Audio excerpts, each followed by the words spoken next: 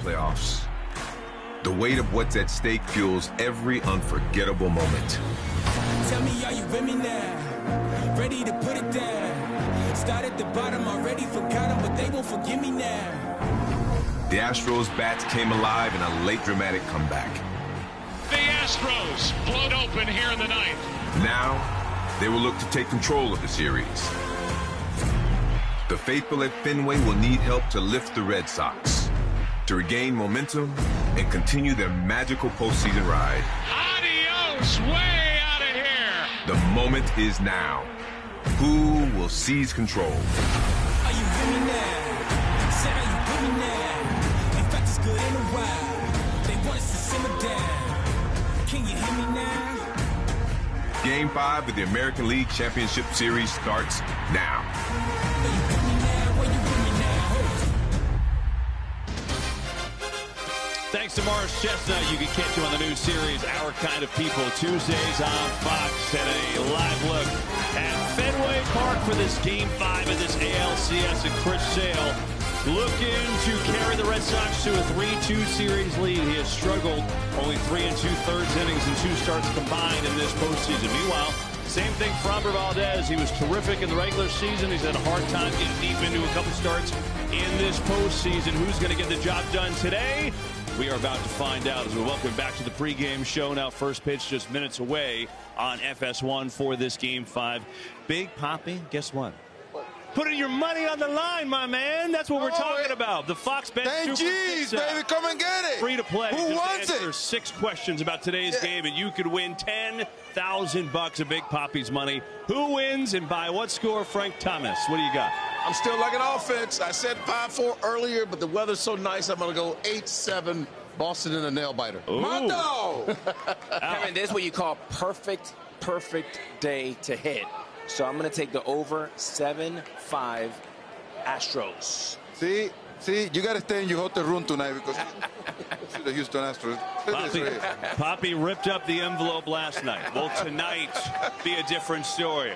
We'll find out in the postgame show. Go win some money. Go enjoy the game. Let's go, we get it upstairs to the booth. Let's go. Joe Buck, John Smoltz. Enjoy it. Joe, it's all yours. Kevin, we love watching that here in the booth each and every game. Welcome to the 2021 American League Championship Series presented by Loan Depot. And welcome to a gorgeous day at Fenway Park. With this best of 7 tied, 2 games apiece. And now welcome inside the broadcast booth, everybody. I'm Joe Buck. This is the Hall of Famer, John Smoltz. And here we go, Game 5. We've seen a lot of action over the first 4 games of this LCS. And we came on the air yesterday, John, talking about how it felt more lopsided than just 2-1 Boston. Well, the Astros got it done last night to even this series. And I would say that game went just about as perfect and as according to plan as it could have gone for Houston. Yeah, it absolutely did. They had to check a lot of boxes. And those boxes were they had to make the game close. They had to use their bullpen, and they had to get the top of the order working. Well, minus the starter not giving them depth, the bullpen was outstanding. Shut them down past the first inning for 8 innings, and the timely hitting of the top of the order got it done for the Houston Astros. What looked like a lopsided series has become a series tied 2-2, and Houston trying to take advantage of that momentum last night. All right, so now in this one, it's a rematch of Game 1 that happened back in Houston. Framber Valdez against Chris Sale. Neither starter went 3 innings in that ball game, but if you're Chris Sale, you got to be excited to start back here at home. Absolutely. This home crowd lifted Eduardo Rodriguez in his 2 starts in the postseason here, and looking to do the same thing for Chris Sale. He hasn't pitched at home in quite some time, and he hasn't pitched at home in the playoffs in quite some time, so this adrenaline will help him. The only thing to look about is that whether or not he has that changeup field back. That's been the pitch missing for the Boston Red Sox. They're in a great position. They have a rested bullpen, and they're hoping Sale can go at least 5. All right, as we get set for the ball game and we go to break, a quick look back at last night and a refresher as to where we are in this ALCS. This ball is gone. Much needed win out of Houston. We're back. We'll see who owns October. Adios, way out of here. You know it's going to be wild. Home run barrage It's baseball in October. October, our time of year. Damage done. Look what time it is. This is our time. We got a series. 2 games apiece.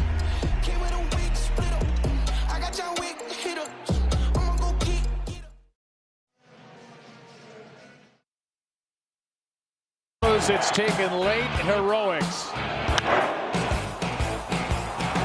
And for the Boston Red Sox, 2 early blowouts.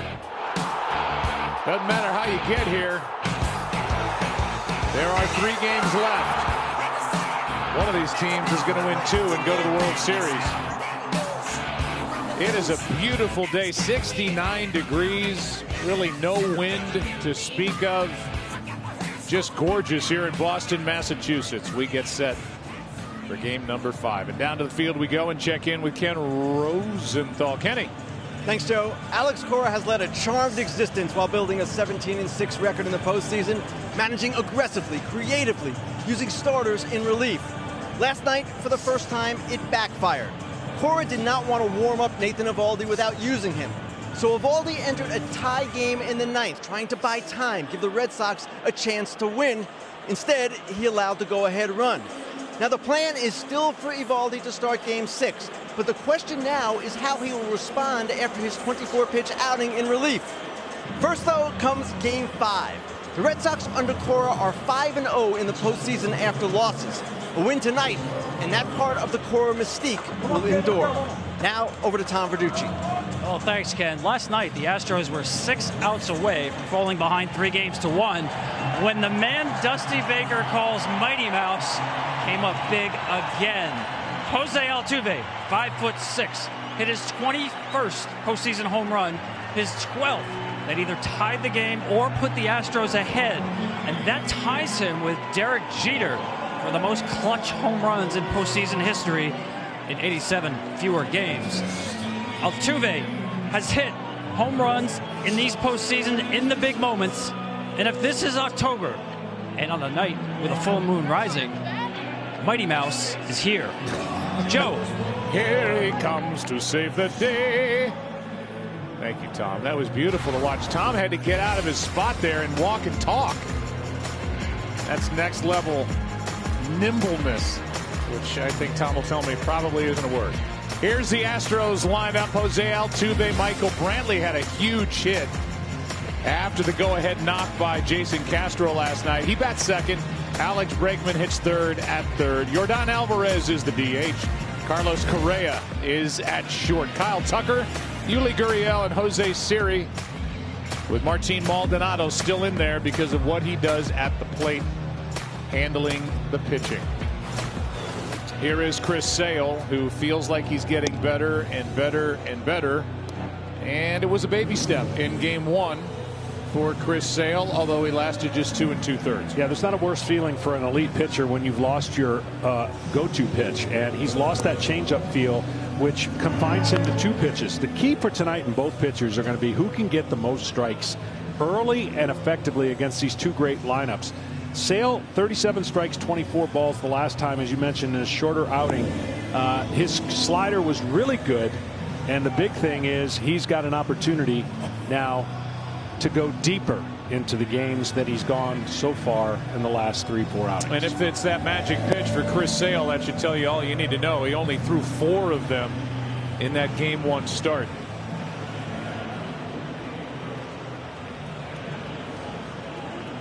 People of a certain age, by the way, will feel old, but Dusty Baker had to tell Jose Altuve who Mighty Mouse was, and Dusty told us, Mighty Mouse, he was a bad dude.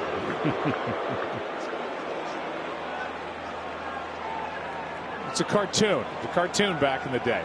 That's what it is. All right, Jose Altuve digging in. Brantley and Bregman will follow in pivotal game 5 about to get underway. First pitch, always an interesting one against Altuve because he steps in the box ready to swing right away. And he flies one into left here, got under it. It carries to the track for out number 1. Same way we started last night, except it went a little farther into left. You know, Verdugo's in left. He just made that play. I didn't say it, but that's who that was. Kike Hernandez is in center, and Hunter Renfroe is in right. Around the infield, Devers, Bogarts, Arroyo, and Schwarber. Vasquez, another day, another game behind the plate. With Sale in the middle of it. And if he is that efficient for every out in this game, he could pitch 27 innings here tonight. Good sign. First pitch changeup to Altuve. Brantley now on the outside corner. Michael got that big 3-run double. Later scored a run in the 7-run ninth inning in the 9-2 win for Houston last night. 2 for his last 2.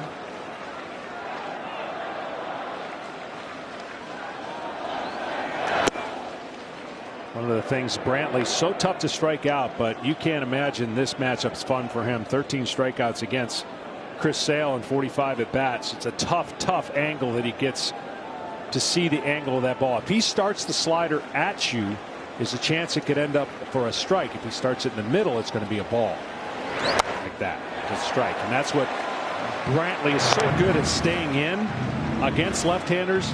But now the fastball that Sale can throw rides it up in the zone, and that makes it tough on left-handers to stay off of it. Part of the all-important top 3 in the lineup for Houston. Brantley waits in the 1-2. Outside, 2-2. And see, that's the pitch. If he gets out over the middle of the plate and up, they can't hit that.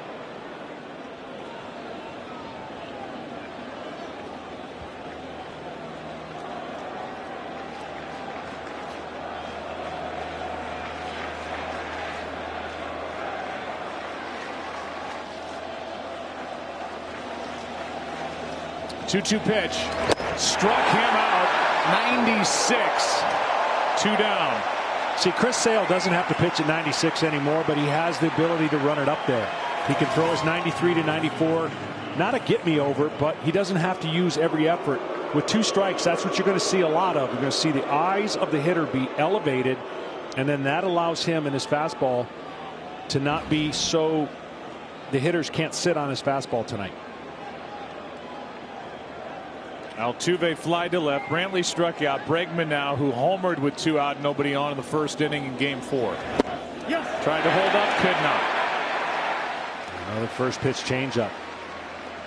You know, these guys saw him last in Houston, and you mentioned only the 4 changeups, so they're going to try to come into the game thinking, I'm going to eliminate the changeup and attack his fastball. Already 2 changeups against right-handers in the first inning. Ball that's up. There's a subtle difference, I would imagine, between having good velocity and a live arm and having good pitching stuff. Yes. And Sale's still trying to harness everything and get that touch and feel back. Because when he's on, he's electric and hard to hit. Jammed him. Long throw. Bogarts. Wow. Made that look easy in a 1-2-3 first for Chris Sale. Good start for the big lefty. No score. Game 5.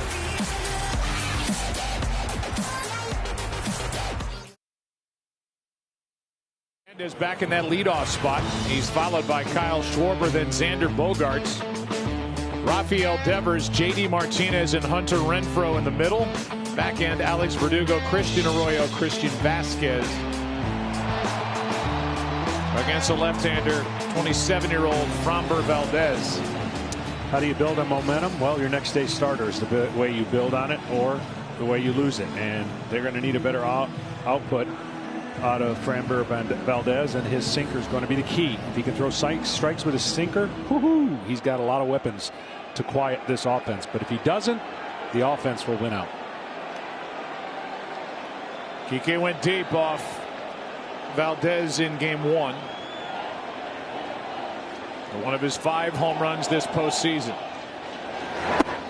Hold on.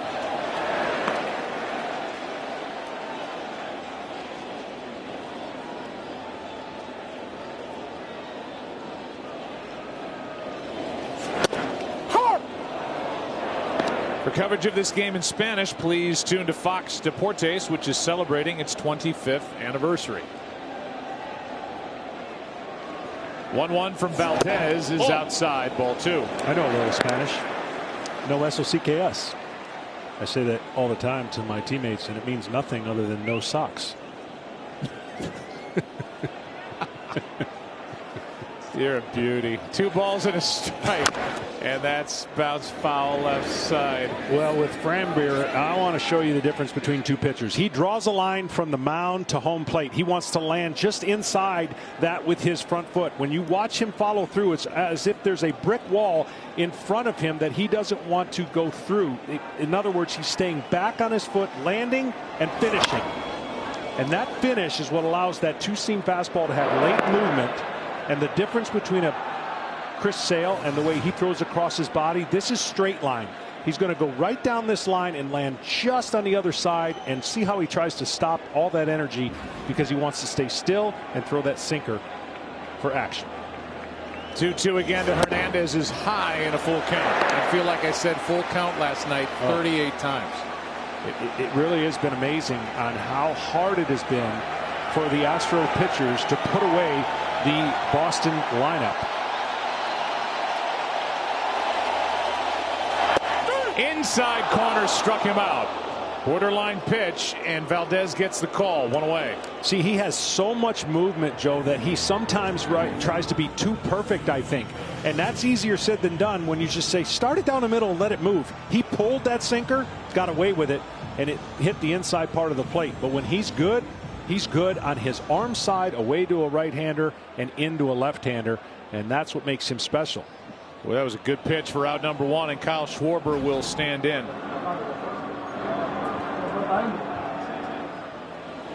Three for 17 and behind on the count here.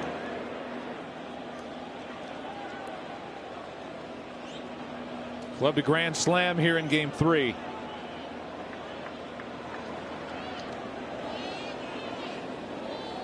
Last night 0 for 4. See, hitters will tell you if you have 3 or 4 pitches you can throw for a strike, it's much tougher for them to hit because they can't eliminate a pitch. But if you're wild and you're condensed down to 1 or 2 pitches, the hitters are going to have a field day. And that's really why the Red Sox have been so good. Lack of strikes and lack of that execution on your secondary pitches by the Astros. Broken bat, ground ball. That's Correa. 2 out. And with the bases empty, Xander Bogaerts will walk in. On the Fox Bet Sportsbook app, they have Framber Valdez's over-under for strikeouts tonight set at 3.5. You took the over, you're in good shape. That's my opinion. Just giving it. No, that's good stuff. He struck out Hernandez looking. Looks like his stuff is way better than we saw in game 1. He's got finish, and when you have finish on that 2-seam fastball, you'll get broken bats, you'll get late swings. Got all the talent in the world. Astros are 4-1 in his 5 postseason starts. And you know what's I've liked so far on what he's done? He's saying, I'm going to throw my sinkers till I get in trouble. I'm not showing you my changeup. I'm not showing you my curveball till I have to. That's the old adage of how you attack a lineup when you know you got to go through them multiple times, 2 and 3 times through the lineup. Hold on. Home plate umpire is Dan Iasonia. He granted time as Valdez was about to work at home. Here's an 0-1. Ground ball to short. Correa gathers and throws in a 1-2-3 inning each side. A little better start here tonight for both Valdez and Sale. Second inning, game 5, no score.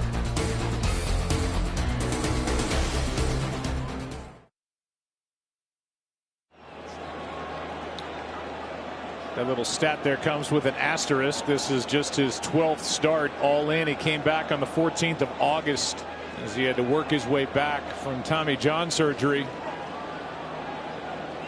But just 9 pitches in the first inning, and Yordan Alvarez hits the ball into left. Back at the wall, it's gone, and the Astros strike first in game 5.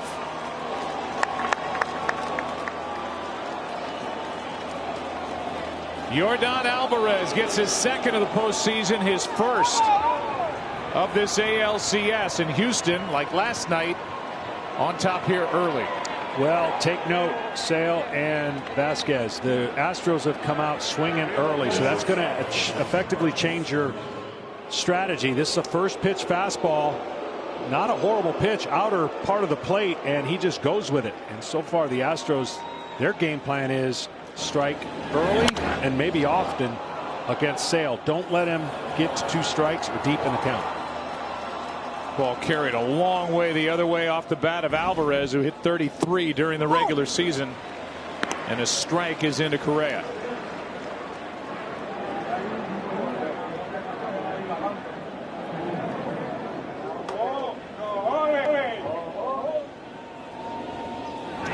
And now strike 2. Correa last night got it started in the 9th inning with that leadoff double into right field that got over the head of Renfroe. He scored on the 2-out hit by Jason Castro. And then the Astros piled on with 6 more.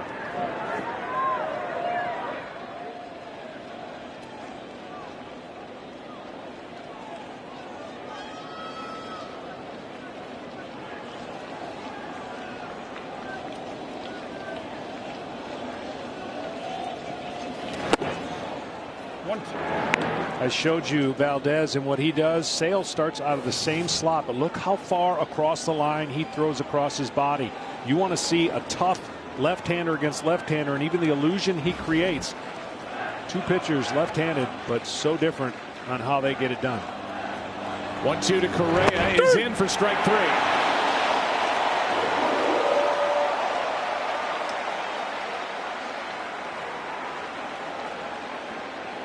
Well, here's the other thing, that if you're sitting at home and you wonder why Chris Sale's been one of the best at striking out 11 per 9 innings in his career, take a look at this. You get a fastball, okay, you see that delivery, but here comes the slider. Same angle, same delivery, and uh-oh, the changeup. If you're sitting on fastball and he's got all these 3 working, here's what you're looking at, trying to justify what to hit. Good luck when he's on, and the hitters have had a hard time over Chris Sale's career making contact. He's making his 50th career start here at Fenway as he deals with Tucker, and that straightens up Tucker, and I think caught the home plate umpire Iasonia, who says, I'm good.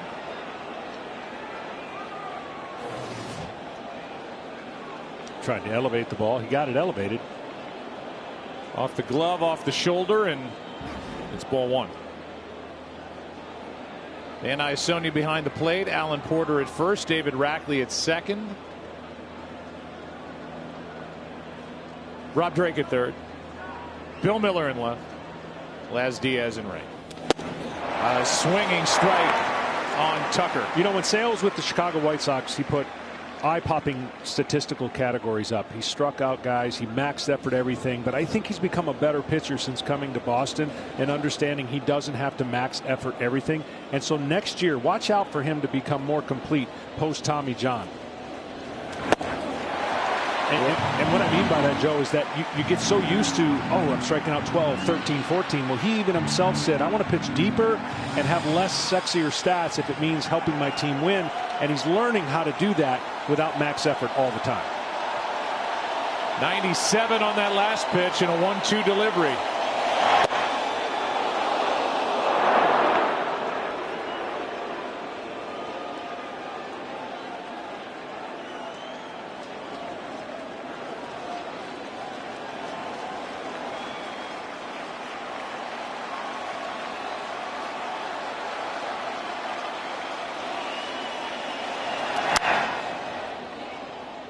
So the 50th career start for Sale here at Fenway.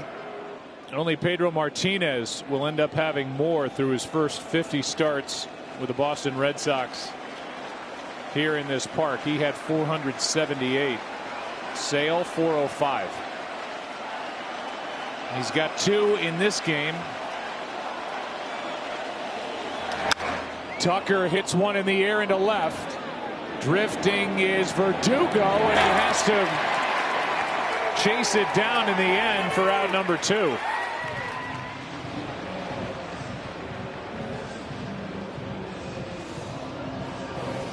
When the Ball goes to that side of the field. There's always angst. Angst on the pitcher. Is it high enough to get off the wall? On the left fielder trying to judge getting too close to the wall. But the Red Sox have a huge home field advantage, both offensively and defensively, having played here obviously 81 times a year. Yuli Gurriel. Ball one. You just have to recalibrate the way you watch a game when you come to Fenway Park. I don't care if you're pitching, playing the outfield, hitting, sitting in a dugout, calling play-by-play, whatever it is, sitting in the seats. Balls that look like nothing coming off the bat if they're going into left have a chance because of how close the Green Monster is. Well, when I came here as a visitor in the National League, I tried to experience it all. I played a little left field, shagging and BP. I took some BP. I got on top of the monster. I wanted to take in all the angles and everything that you take for granted. And it's so unique and so different. You can't believe how shallow you are as a left fielder. As a taking BP, you can't believe how easy it is to reach the wall and then go on the mound and factor all those things in. It definitely affects you as a visiting pitcher. So no wonder you signed with Boston. 2-1 pitch is grounded foul outside third. You know, the irony is, obviously, I wish I had that redo. Coming back from shoulder surgery, this organization treated me incredible with the opportunity to pitch again. I think as a visitor, I didn't give up an earned run as a visitor in 27 or 29 innings. Boy, did I undo that quickly as a home player. Get out of here, Smoltz. You stink. 2-2 pitch. Gurriel takes ball three.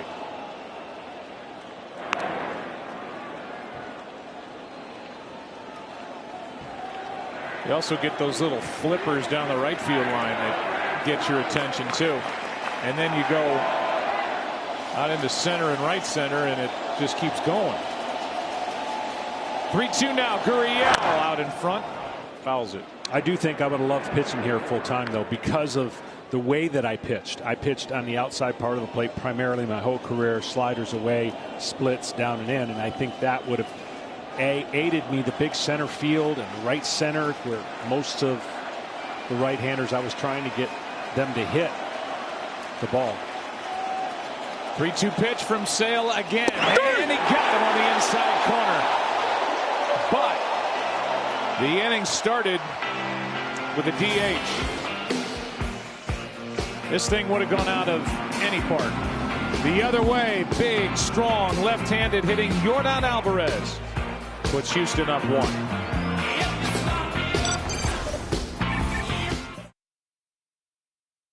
Sit and watch with the rest of us.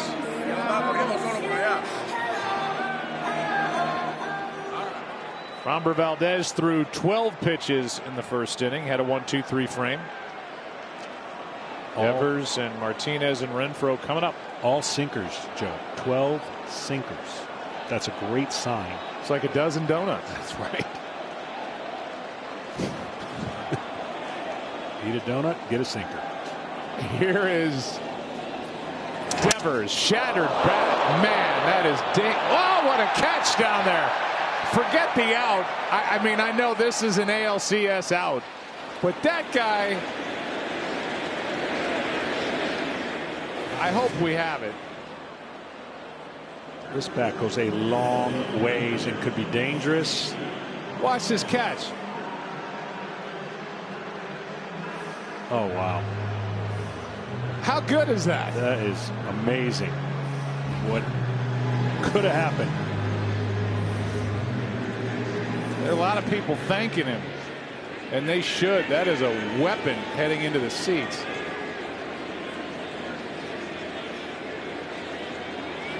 And, of course, captured for social media. Forever. What did Devers do? Ground out? 3 unassisted. Yeah, thanks. 1 out, nobody on. Here's JD Martinez. I thought you were saying that Gurriel made a great I lost catch. it. I'm sorry. Just a routine ground ball. I could have picked that up. I couldn't have caught the bat, but I could have fielded that ground ball. Strike 2 on JD. That is evidence again, though, of how late in life that sinker is right now for Framber, and that wasn't the case in his start in Houston.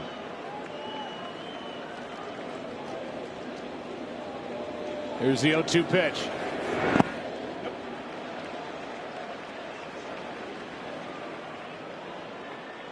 Here, let's go back and let's do a exciting call for that ground ball. Valdez brings it, shattered bat, ground ball to first, and Gurriel picks it up and goes to the bag for out number 1. There, now everybody is made whole. 1-2 pitch from Valdez.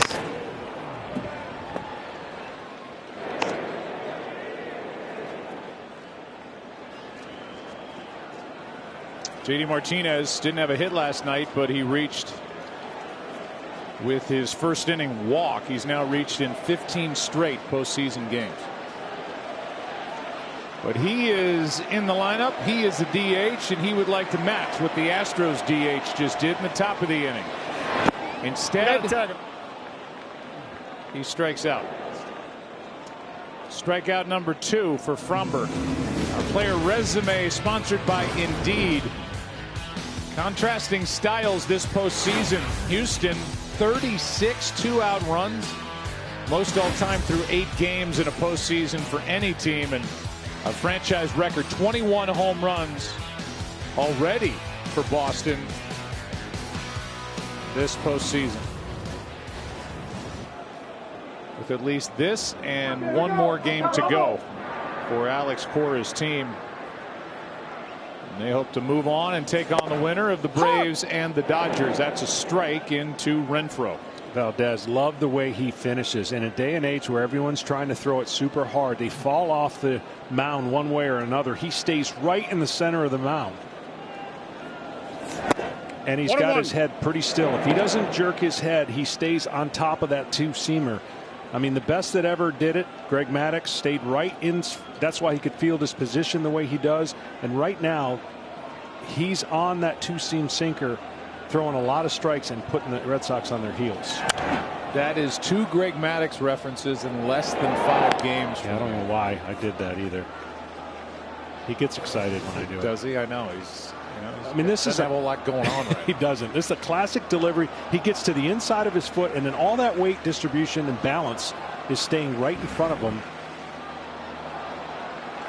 1-2 pitch is down and in.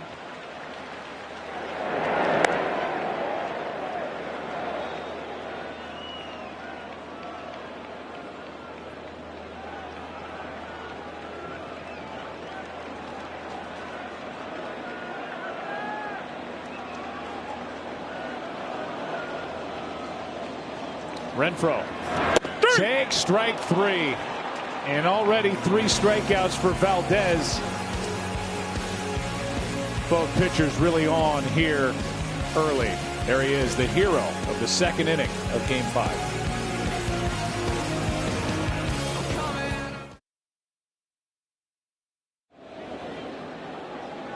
Last 2 hitters in the lineup for Houston here in the 3rd inning. 1-0 Astros on the Alvarez home run. Sale bends one in for a strike to Jose Siri.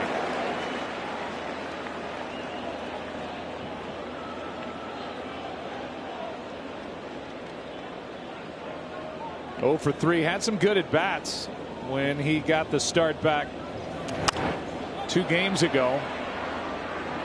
Good swings, but nothing to show for it. Now the count is 0-2. He's done a nice job when the ball's coming into him via off-speed pitch, whether it's the curveball, slider, or changeup. Fastball can get on him a little bit. Can you imagine starting in the postseason against Chris Sale in Fenway? I don't know if he thought that would happen out of spring training. At 46 at bats in the regular season, takes high, ball 1. But Dusty Baker, his manager, who has seen just about everything, and I mean everything that this game can offer, thinks he has got a world of talent. Next one. Meanwhile, Jake Myers is still unavailable. Was injured crashing into the center field wall in Game 4 of the division series in Chicago. And that's a big piece that's not out there for Houston. He's active on the roster, but still having trouble with his left shoulder. Chas McCormick has predominantly taken his spot in center. It's Siri here in game 5. 1-2. Here's the injury in the division series. Doesn't look all that pretty, and you can see why. Jake Myers has not been able to answer the bell since. 2-2 now, and reaching for it. Little pop-up, and Sale, attaboy, makes John happy because pitchers are not supposed to catch pop-ups. 1 out. Amazing myth. Oh, get it. You threw it. You wanted it. Use 2 hands even. That's right. I never understand why pitchers can't catch pop-up, especially around the mound. How many more guys do we got to see trip over the mound trying to catch a pop-up in the middle of the field? Yeah, Sale's the one that's coming off it, as opposed to somebody else that has to run up it. Yep. Here's Martin Maldonado. Ball 1 inside. I think you and I left this stadium last night thinking there was a good chance that Jason Castro would be in the starting lineup after the heroics, the at-bats he's had this postseason for Houston, the way Maldonado's struggling. But the pitchers want Maldonado behind the plate, and that wins out. Yeah. It wins out for now until there's a situation where the leverage calls for Dusty to have a pinch hit situation, looking for the perfect spot late in the game. Because Boston has so many left-handers in the pen, that does kind of equalize Castro a little bit, and we saw what he was able to do pinch hitting last night. Left side, Devers, 2 down. That will bring in Jose Altuve, and we'll send it down to Tom Verducci. Well, Joe, a lot of fans might be wondering, what are those guys looking at on their iPads during a game? Here's a good example. Last night, Alex Cintron took that video on the left and showed Jose Altuve a home run that he hit against Eovaldi in June, and he said, dude, your stride's getting too big, because that was a pop-up against Pivetta. Look at the left foot. When his stride gets too big, it gets closer to the plate. Altuve said, okay, I see that, and that was the result of the change in game last night. The game-tying home run in the 8th inning. It was such a smart move by Cintron because he made sure he grabbed video, same ballpark, same pitch, same camera angle, because he said a lot of guys will fight him and say, hey, that's not the same camera angle. Credit to Cintron for finding the change and for Altuve for making that adjustment in game. Yeah, and then he jumped on the first pitch from Garrett Whitlock and rode it out. In the middle one, that's what Tom's talking about. Wider, shortened it up, and took the first pitch of the 8th inning out of the park to tie the game at 2. 1-1. Well, he's such a unique hitter that little subtlety could be the difference between getting beat on a fastball and beating the fastball. When you stand on a mound, you can't believe how much room there is to the outside part of the plate. He baits you into it. And then if you make a mistake over the middle, because his stride comes closer to the plate, that's perfect for him. And he uses his short arms and really that contact angle of the bat to create that power. Because even Dusty Baker, when we talked to him, said, I just don't know where he gets all that power. 2-1 pitch is outside. 3-1 with Brantley next.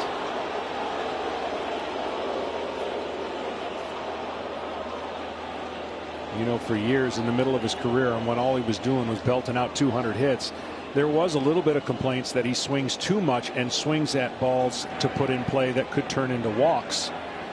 It's hard to argue his success. Yeah. 3-1. In at the knees, a full count.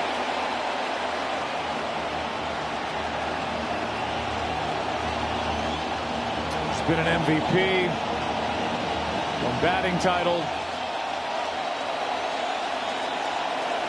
21 career postseason home runs.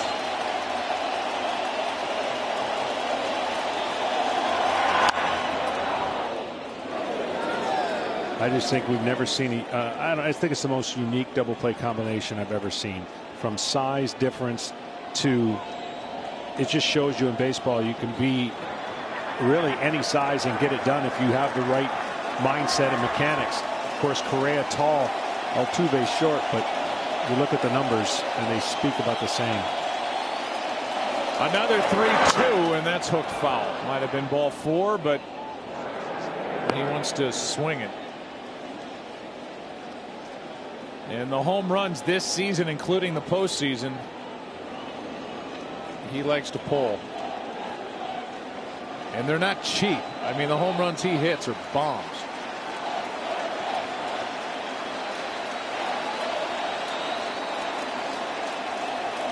Three-two again. And see, right there is a good example. He wants to hit and maybe swung at 2 balls out of the zone. But when he's locked in, those are line drives over shortstop or up the middle. Gets the foot down, and then he's looking to rake.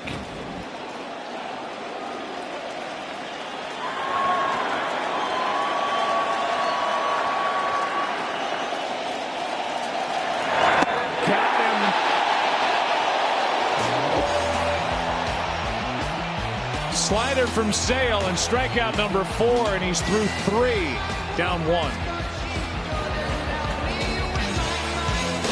American League Championship Series presented by Loan Depot. Beautiful shot. Sun is setting. Bottom 3 in the lineup for Boston as they look for their first base runner, Verdugo, Arroyo, and Vasquez. Valdez outstanding through 2. 3 strikeouts, 3 ground ball outs. Strike 1. You got to be fearless against the Red Sox, knowing you can get outs with your fastball. And he is fearless right now with his fastball, and he'll start bringing in the curveball. That's down the left field line. It is foul. There's not much room down there. But he's been so much better going the other way and doing it against lefties. Let's see by how much. Whew.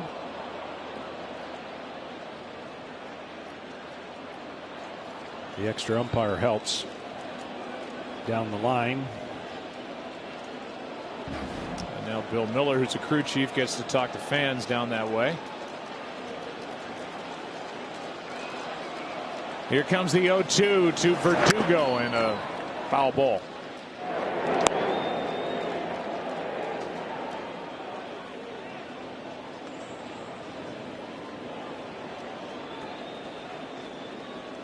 Starting pitchers for Houston. Astros and their fans are tired of hearing about it, but 4 games. A total of 6 2/3 innings pitched. This would be something that hasn't been done if Valdez can get through this frame. And with the way he's rolling, count stays 0-2 on Verdugo.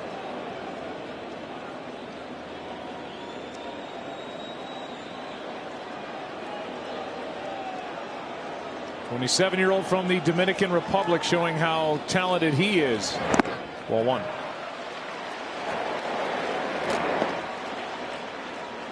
Again, you never know until you got a lot of experience piled up what a guy's heartbeat's going to be like when it comes postseason time. But he has always seemed calm and cool and has a good feel for pitching.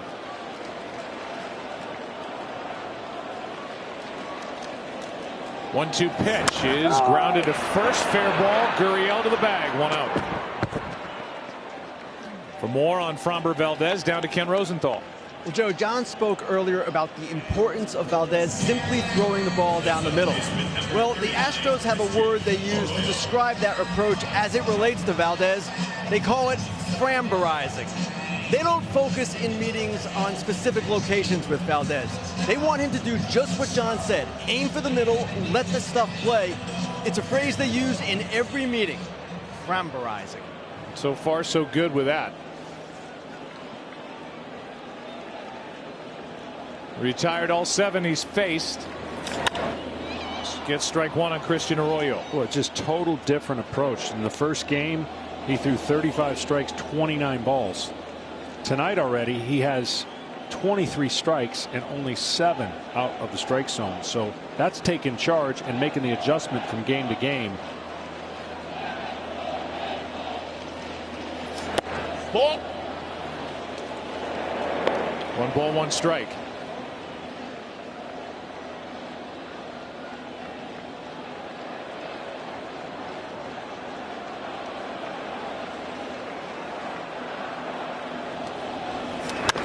Left side, Bregman. 2 down. And with the bases empty, Vasquez is walking in. Win on the road with T-Mobile, the leader in 5G coverage. Enter to win your very own RV and tickets to every MLB stadium next season by texting road trip to 595959 right now. I can imagine. We talk about the defense of the Astros, and it's pretty darn good, and they put a lot of emphasis in it and take ground balls all the time. But when you're playing behind Valdez, that's got to be an infielder's dream. I mean, if you want action, you're going to get a lot of action because most of it's going to be on the ground, and you're going to be involved in about 70% of the plays. Good pitch down and into Vasquez, strike 1. The Red Sox have won each of their last 7 Game 5s. And that goes back to 2004 here against the Yankees.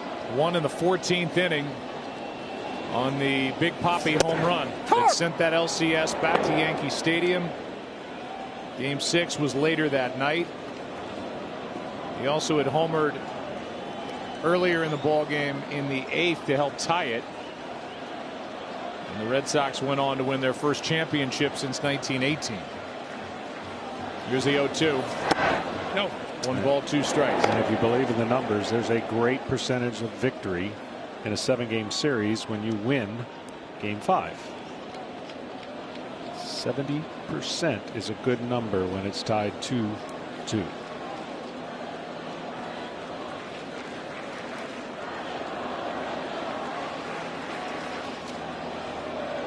Here's a 1-2. Vasquez strikes out. And Framber Valdez in total control so far. 3 shutout innings, 4 strikeouts. DH will bat in the top of the 4th. He's got the only RBI on his home run. 1-0 Houston. By a run on the home run by Alvarez in the 2nd. Red Sox, after all those runs in games 2 and 3, now have been shut out over their last 11 trips to the plate. From the 2nd inning forward last night and through the first 3 innings today. Yeah, and they were close to breaking that game open last night, but you got to credit the Houston Astros relievers for getting out of the jam and really keeping them at bay, keeping the game close. Strike 2 on Brantley.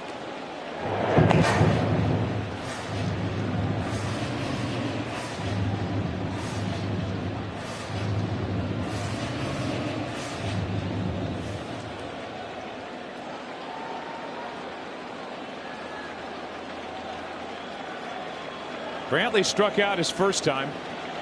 Sale has struck out 4. The only hit he is allowed is the home run. Ball 1 outside. Pitched from the same, got to the same count, missed wide with a fastball, and then got the fastball over the zone up for the strikeout.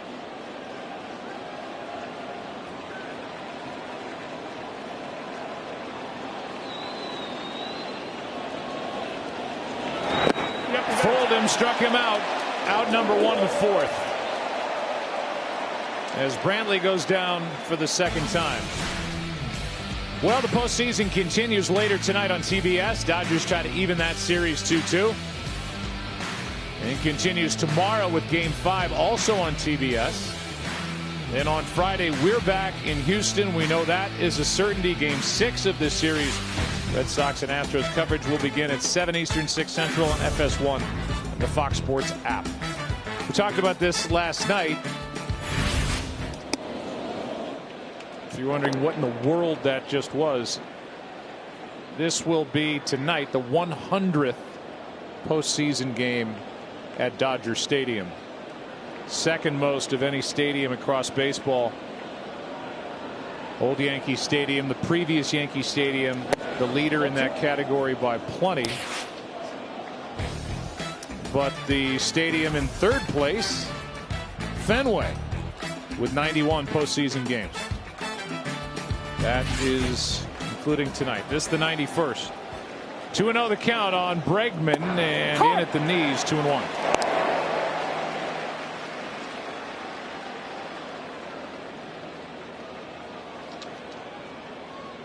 Yankee Stadium at 161. 2-1 pitch. 2-2. There's that changeup right there. When you come up with that release point, you want this thing turning over just a little bit. See how it's turned over, and it's 90 miles an hour to 88, but still, after 97, that's enough change of speeds to mess up with the timing of the right-handed hitter.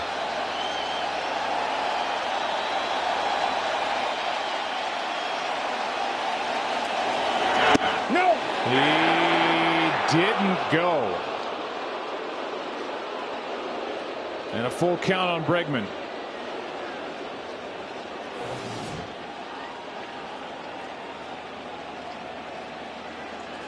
Held up. Trying to get on in front of Alvarez.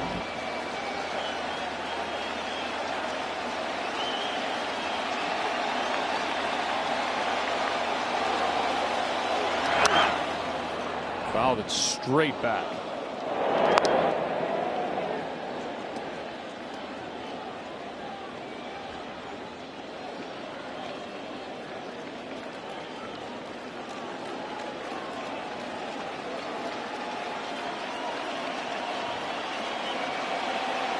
Three-two again, and a shot down the line in left. It is foul.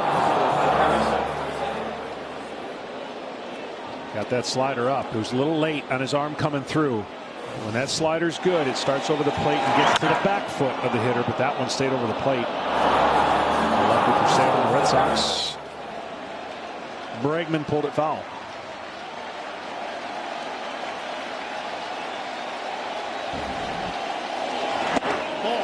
A one-out walk, and just the second base runner of the night, as we're here in the fourth of Game 5. The other base runner is this man, Yordan Alvarez, who went deep the opposite way back in the second. He wasn't on base long. First pitch swinging, fastball away, and he took advantage of the short porch, but like you said, it would have been pretty much gone out of most.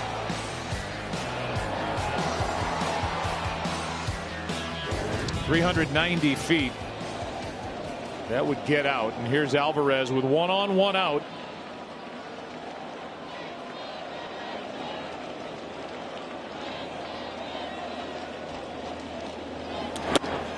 Takes ball one, high and tight.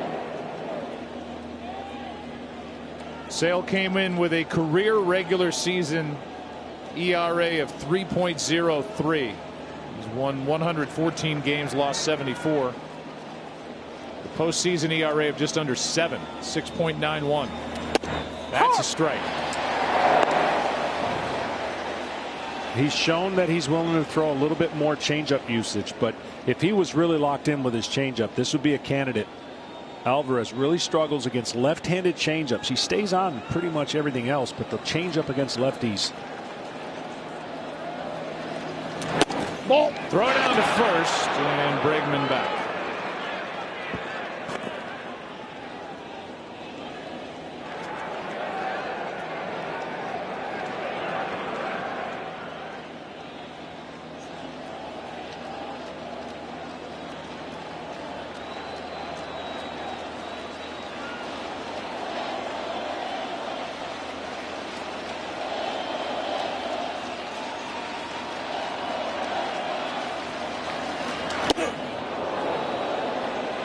Three balls and a strike on Alvarez, with Carlos Correa waiting. Sale trying to beat him with velocity. 95 and above, not as good, Alvarez. But you bring it below 95, much better, handles it. He's trying to beat him at the top of the zone and worked his count now in the favor of Alvarez.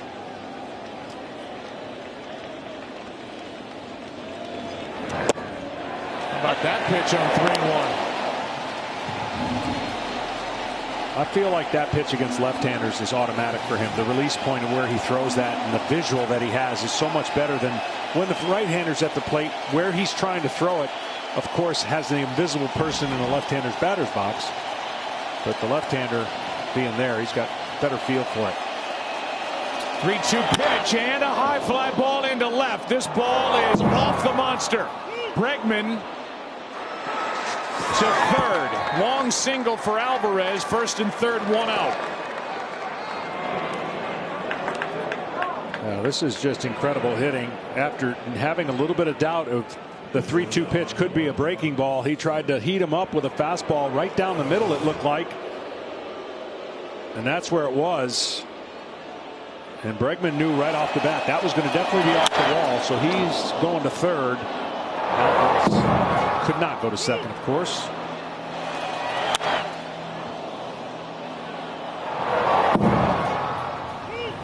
Well played by Verdugo. Any mistake at all, and Bregman's thinking about coming all the way around, but instead it's first and third, and a visit from the pitching coach, Dave Bush, who's in his second year in that capacity with Boston. And Correa up in a key spot here for the Astros, who already lead 1-0.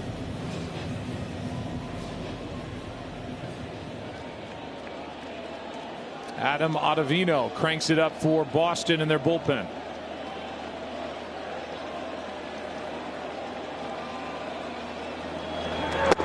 Hard. Strike one. Great first pitch, bottom of the zone. Even if he swung, better chance for that ball to be on the ground.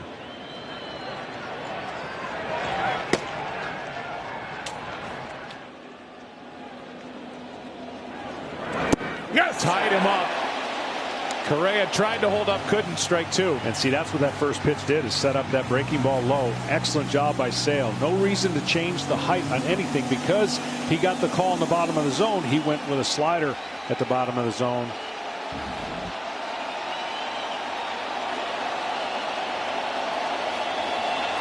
Struck him out. 2 out.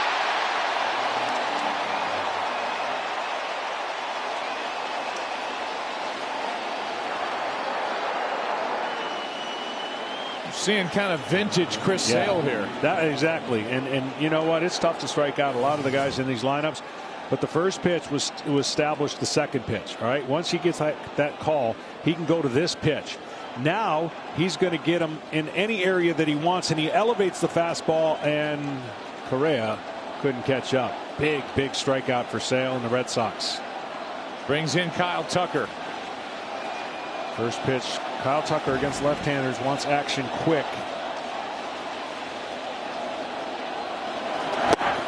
Bregman was coming down the line and stopped.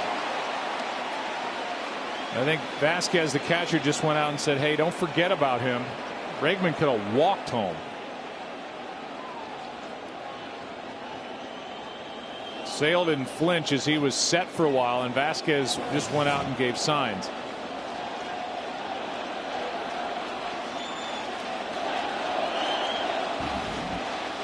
Nothing and one to count. First and third, 2 out. Tucker's been a 2-out RBI machine. He's got 9 this postseason. 5th most all time.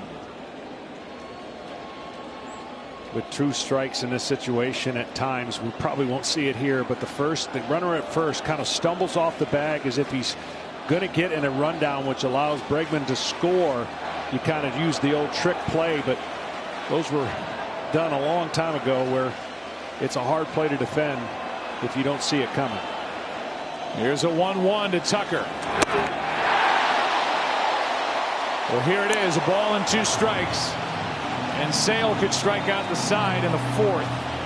If you think you don't have the edge at the plate, these are times where Alvarez would just get a big lead and force a throw at first, and as he forces the throw to first, Bregman would sprint home. But Alvarez is not getting any lead at first. Sale got it.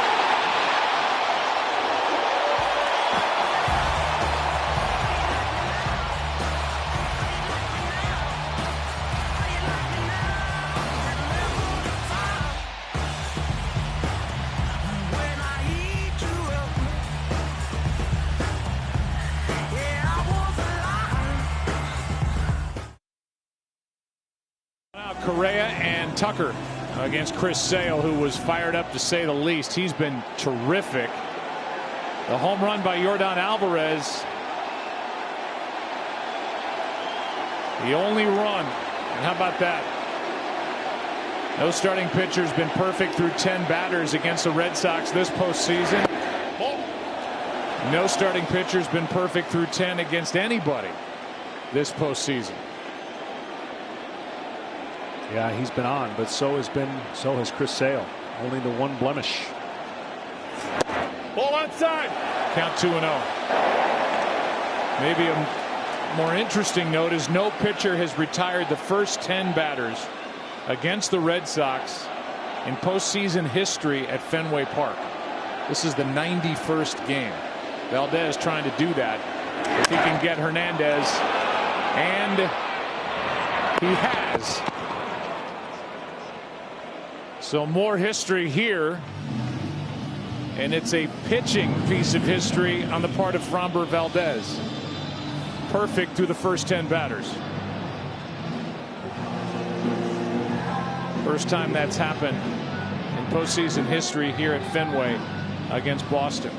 You saw the starting pitchers have had a rough go of it, and this is a welcoming sign for Dusty Baker, who yesterday, boy, I can imagine what he was thinking. Didn't look good after he had to take out Greinke early and trailing 2-1. Schwarber takes a strike.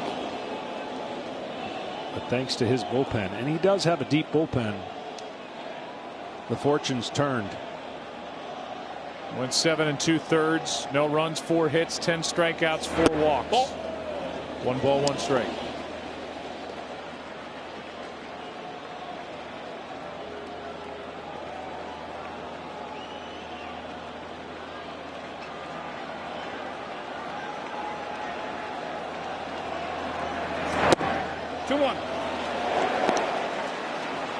Relievers this time of the year, the dangerous place of a postseason is when you know you got the day off tomorrow.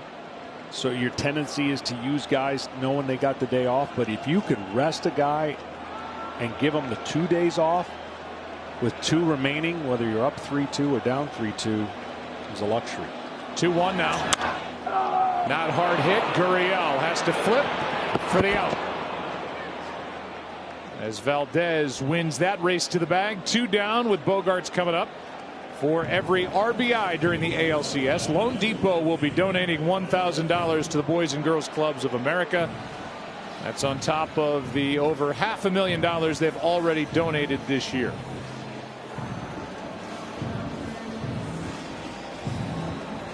Not for nothing, but I'm amazed of how many baseballs it takes to get through a baseball game. Every time there's a ball hit on the ground, the ball gets taken out. So when he's pitching, there's going to be a lot of baseballs taken out. Not to mention the foul balls and so on and so forth. But fly balls, they stay in the game.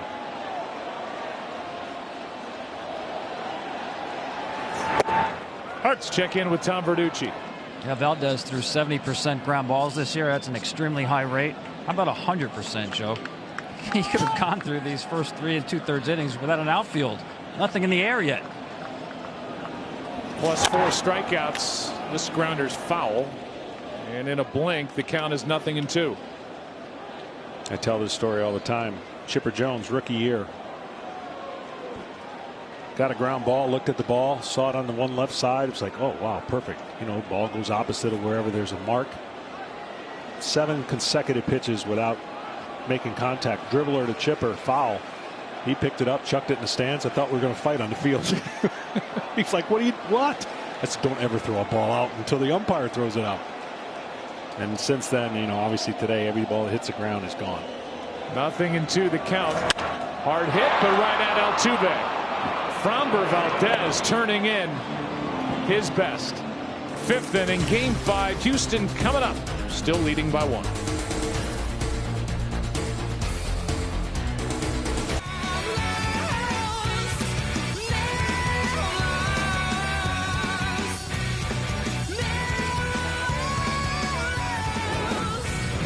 Fifth inning of game 5. There is an energy on the streets outside this park unlike any other baseball venue. It's so fun to be here at Fenway Park. And then these fans file in and they make noise from the beginning until the end.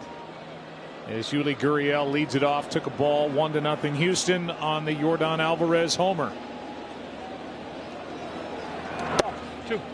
2-0 from Chris Sale.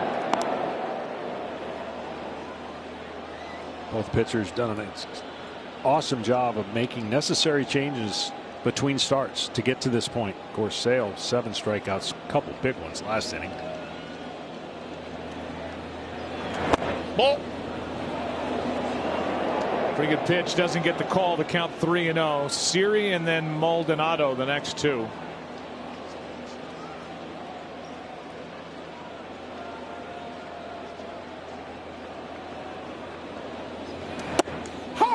A strike, 3-1.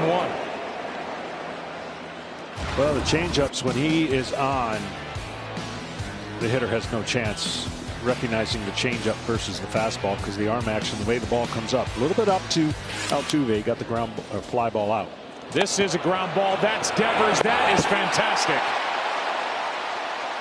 Near the bag as he charged and made a perfect throw, 1 out, and Gurriel 0 for 2. Gets better and better and better every year. It seems like Devers at third base comes in, avoids that ball hitting the bag. That could have been ugly there if it hit the bag and bounced a different way, but the defense on the left side of the infield has been rock solid against this heavy pull right-handed Astros team. Here's Jose Siri. Shoots one into left center field, and Kike Hernandez to his right, 2 out.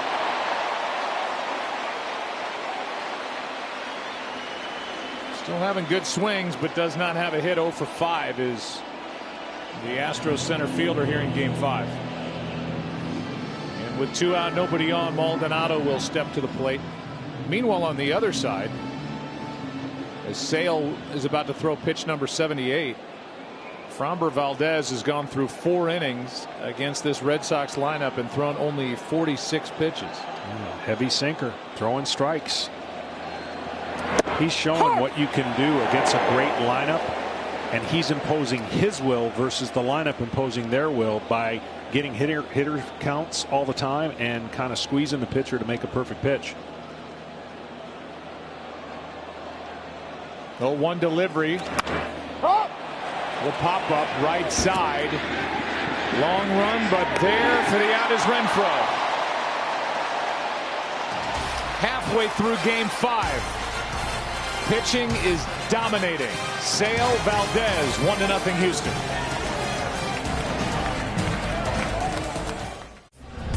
Welcome back to the 2021 American League Championship Series presented by Loan Depot.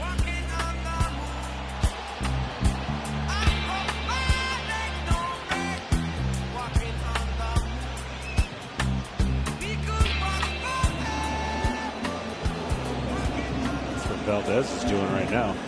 Walking on the moon. Thanks, Sting.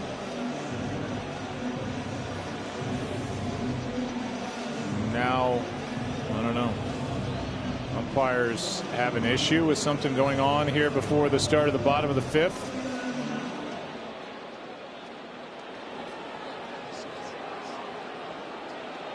So whatever they're talking about, we'll figure that out with time. Give us a minute.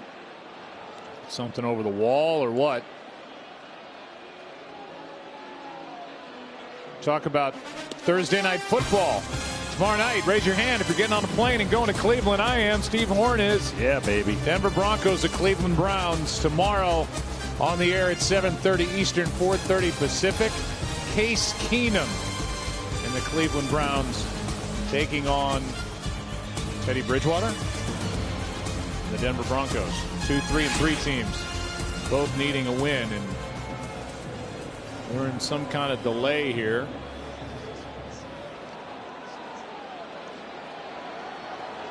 Umpires just wanted us to talk Thursday night football before the bottom of the 5th inning.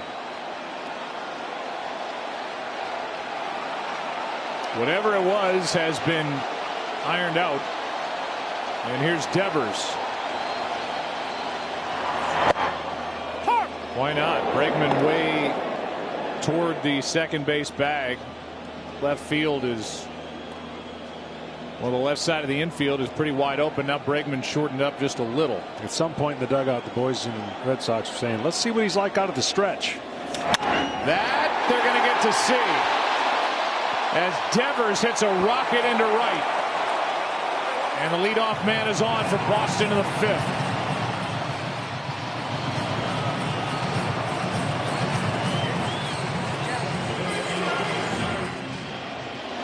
Stayed back, hit the sinker in the hole.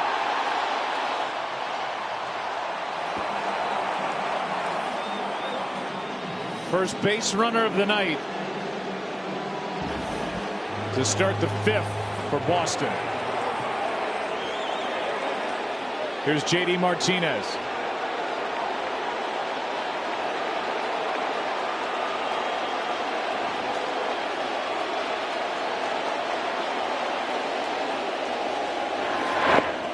Two on, nobody out as Martinez is hit.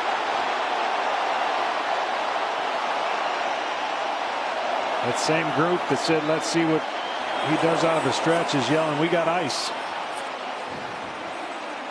Anything and any way to get on base. And right now, first sign of a little bit of tension. And Dusty Baker is going to go out and talk to his young lefty. And Alex Cora is going to go out and talk to J.D. Martinez and make sure that left ankle that he rolled on the final day of the regular season is okay, I assume. Dusty Baker pumps up Framber Valdez, pats him on the backside, and let's see where this caught. Calf, huh? Calf or around toward the shin, maybe on the left leg. Either way, Martinez says he's fine. Well, Dusty's message was probably similar to, okay, let's go. Your sinker's been outstanding. Let's roll a double play here. Get the ball on the ground, which he's really done all night. Valdez induced 11 ground ball double plays during the regular season. That was tied for second most on the Astros, behind Greinke's 18. Hunter Renfroe struck out his first time.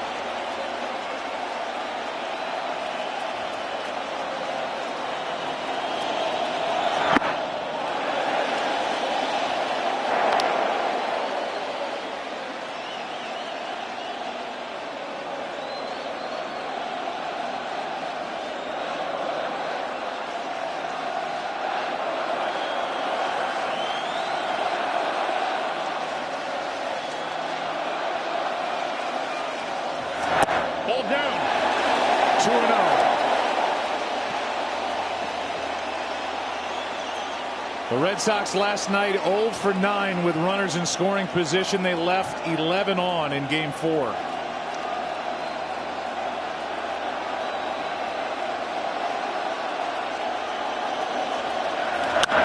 Might be 2. Correa flips out over to first. Got them both. And that is what Valdez gets. Ground balls, and he turns this one into a twin killing. 2 out. Well, if that was the message Dusty delivered, it worked. And a 2-0 pitch with first and second, nobody out. That just shows you the quality of his late breaking sinker. Now the Red Sox are going to have to rely on a 2-out run that the Astros have feasted on in the postseason. This is just a gift, right? You throw the ball, you stay behind it, and that late break just takes the difference between hitting the bottom half of the ball to the top half of the ball. That's all it takes sometimes for the ground ball. First pitch to Verdugo, bounces in, and that's one of the reasons Maldonado's in there, to block pitches like that with a runner at third.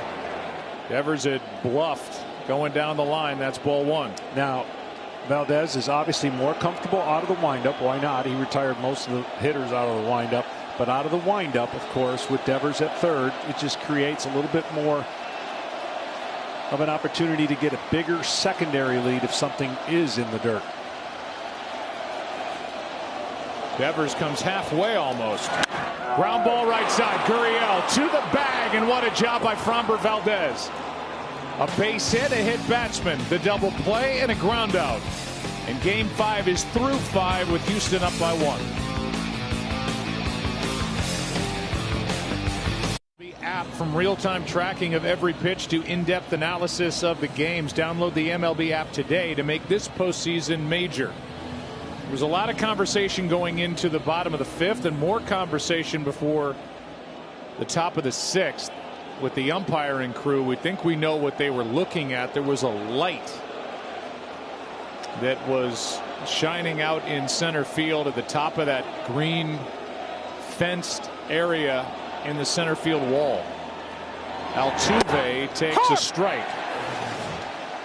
And that's the light we think that they were referencing, and then magically it poof went away. 0-1 pitch. That straightens up Altuve to the delight of the crowd here at Fenway, and the count 1 ball 1 strike.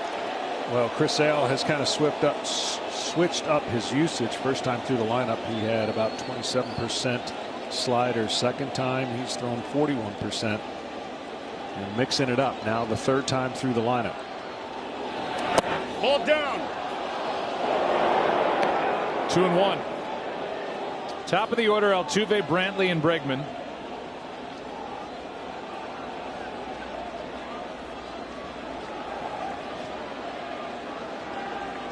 His best by a mile as he continues to work his way back from Tommy John. Didn't pitch last year. That's outside. 3-1. No, but the edge comes back, right? The way he's throwing tonight is what everybody and all the fans of the Red Sox like, hey, we got Chris Sale. And it's a known factor when he's on his game that you can ride his back. And so for the Red Sox, chances, of course, to move on and continue. It's a great performance tonight. Both bullpens quiet. A leadoff walk puts Altuve aboard.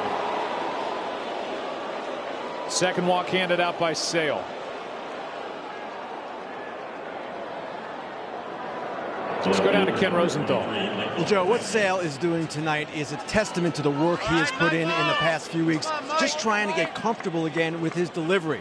A lot of dry throws, a lot of heavy bullpen sessions. He was asked last night if he has ever spent as much time as he has in the past few weeks just working in the bullpen. And Sale, referring to his 2-year layoff, said, "No chance. I had never been away from the game this long." Well, he looks like Chris Sale tonight. Leadoff walk, not to his liking. Runner goes, and a little ground ball to the third baseman Devers. Safe at first. Going first to third is Altuve. And the reason he's safe at first, Schwarber saw Altuve take off from second. He took his eye off the glove just for a second, and that's what allowed him to drop the ball. Heads up base running and an action play that you don't see very often. The runner going, the batter putting it in play, and because of who fielded it, they were out of position. So watch, Altuve takes off. Here comes Dever. Vasquez is coming over to third. Altuve never stops, but Schwarber doesn't look the ball in the glove first to make the out. And now the highest leverage situation for the Astros so far. It's first and third, nobody out. It'll be an error on Schwarber. So Devers makes the play. Schwarber drops it. Remember, he's relatively new at first. Definitely saw what was happening, and as you said, Bogaerts was on it. He was on his way over to third, and what could have been a double play or could have been a runner at third, 1 out. With the error, it's first and third, nobody out, and the Astros with a golden chance to add to their lead here in the 6th. But the timing of Dusty putting that on was phenomenal, because you just get the walk and you've got a contact guy you trust at the plate. So as soon as the first move's made, Altuve took off. Bogaerts trying to get to third as well. Altuve just not missing a beat. And easily now getting over to third. Batter now Bregman. And another clunker. Sale looks Altuve back and gets the out at first. Down to second is Brantley, 1 away. Wow, everything you work on in spring training has been tested in this inning. Can't tell you how many times you work on these plays as a pitcher, an infielder, on all the scenarios that can happen. And Chris Sale did a nice job once he got the ball. Altuve was kind of in no man's land trying to see when you're at third, you don't force the action at home if you know they can't turn a double play. But if they can turn a double play, you force the action at home to stay out of the double play. A guy who wasn't working a ton at first base, I'm sure, in spring training, Schwarber, for that previous play. And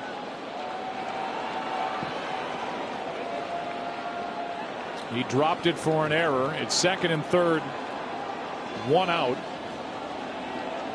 And the batter is Yordan Alvarez after the ground out by Bregman, and that one's down the line into left. What a night. Alvarez has delivered again. 2 more runs will score off his bat. He's driven in all 3, and it's 3-0 Astros here in the 6th. He's homered, singled, and doubled, and has been shooting the ball the other way. You got to believe he's going up there trying to think up the middle and the other way, and why not against Chris Sale. And he does an incredible job after the previous inning. First and second, nobody out. Looked like the Red Sox were going to blow it or get back in the game and take the lead. It's the Astros that are taking a 3-0 lead. So in the inning, a walk, the error, those 2 come around to score, as Yordan Alvarez has had a huge night for Houston. And he's got a smile creeping onto his face as Ryan Brazier comes in. Sale is out. Astros lead by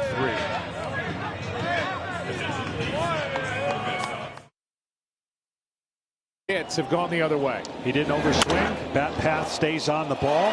There's the homer. There's the beautiful hit the other way, and there's the third one. You talk about a classic power hitter that doesn't just hit homers.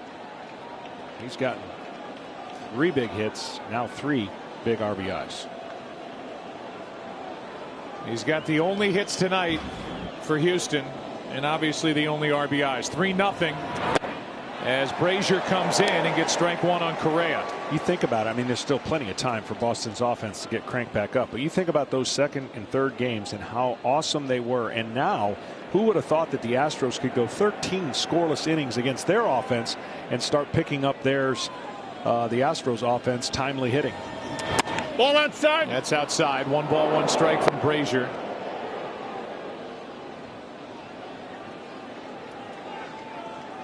Correa struck out twice against Sale.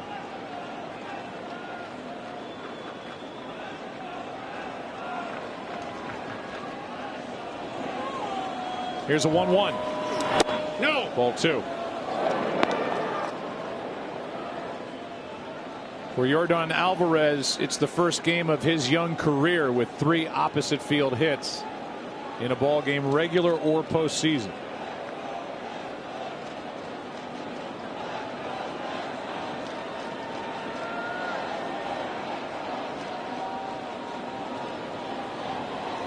Two-1 from Brazier is grounded foul. 2-2.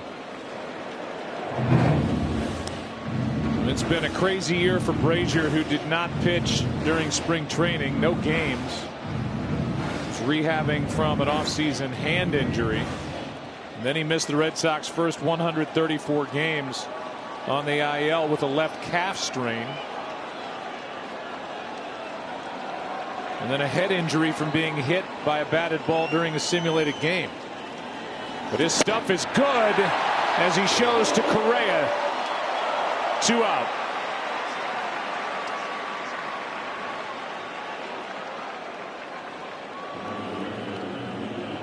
It'll bring in Kyle Tucker on the Fox Bet Sportsbook app. Kyle Tucker is plus 400 to hit a home run tonight. That means he's got 4-to-1 odds, and tonight I think his chances went up a little bit with the exit of Chris Sale here in the 6th. I'll say those odds should have been higher against Chris Sale. He's glad anybody but Chris Sale's in the game right now.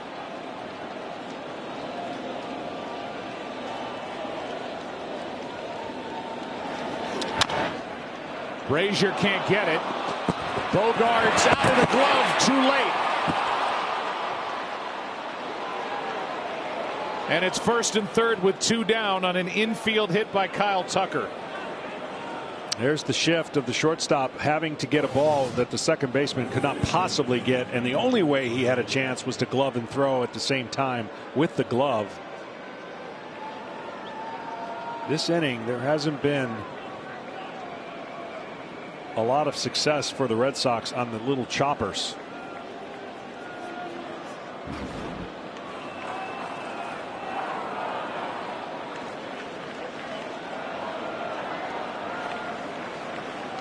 Yuli Gurriel digs in as Framber Valdez.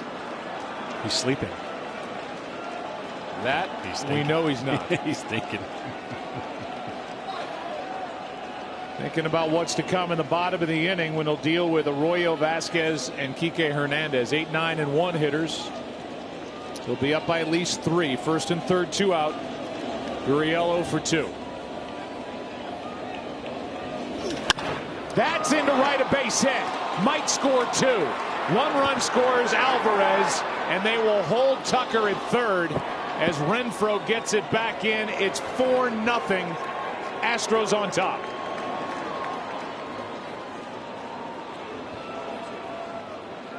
Hit machine going the other way.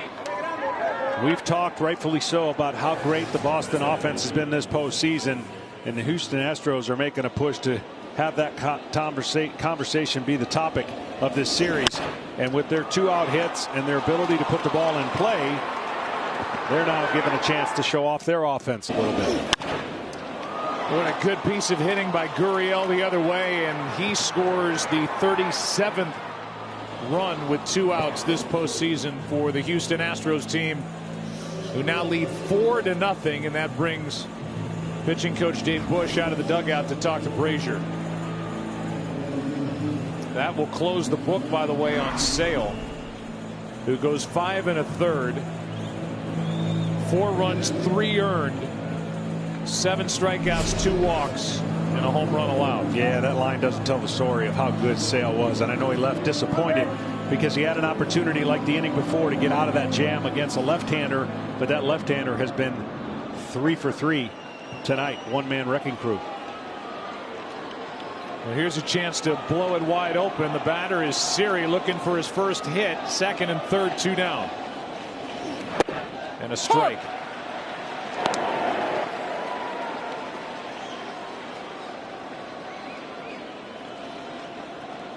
An RBI double by Gurriel. The 0-1 pitch by Ryan Brazier. Strike 2.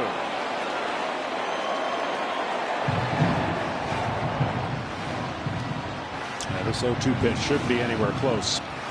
You get a swing like that, you don't really have to get fancy if you're a pitcher, and you don't have to make it a better pitch. Just throw it in the same location.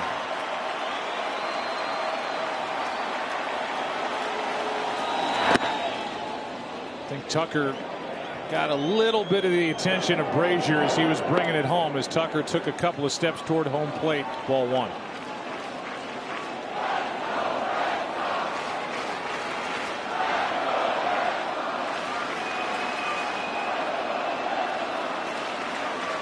Eighth man to bat in the inning, an inning that started with a walk to Altuve. Here's a 1-2. Little fly ball into right. That will drop for a hit. 1 run scores. Here comes Gurriel. Throw is cut off, and it's 6-0 Houston here in the 6th.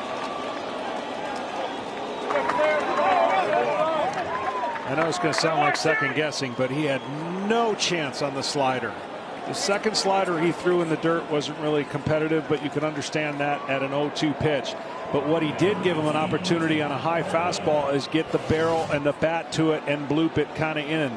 This pitch right there, I think, did him a favor, and what a great job by the youngster who hadn't recorded a hit in the postseason, but what a big 2-out hit. It's a 6-run game. And the whole feel of this has changed. The last time the Red Sox were up, as the Houston bullpen is into what they're seeing. Red Sox were down 1-0 at 2 on, nobody out. A double play ball followed, then a ground out. And now 5 runs in the frame here in the 6th. But that swing on the second strike should have said everything you needed to know to Brazier. He missed that pitch by a foot or 2 feet. And then was able to get to the fastball up in the zone. Martin Maldonado with a runner at first, 2 out. And the Astros trying to bring a 3-2 advantage home to Houston for game 6 on Friday night. Now, a lot of people might say, okay, Maldonado's on deck. He hasn't come close really offensively. Why wouldn't you pitch to him with the bases loaded? And I think that strategy was be aggressive, let the count dictate how you're going to pitch. Once you got 0-2, the at-bat should have been over, and it wasn't.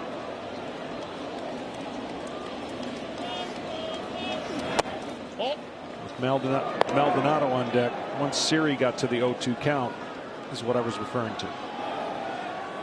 But Siri delivered and knocks home 2 big runs.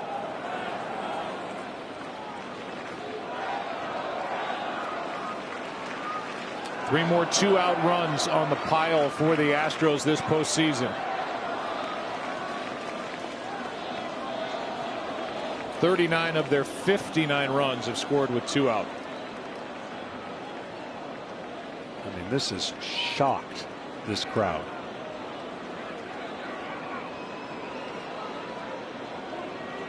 Maldonado waits. Here's a 1-0 from Brazier. That is ripped into left field. Over to get it Verdugo, and the inning is over. But a big inning as the Astros get 5.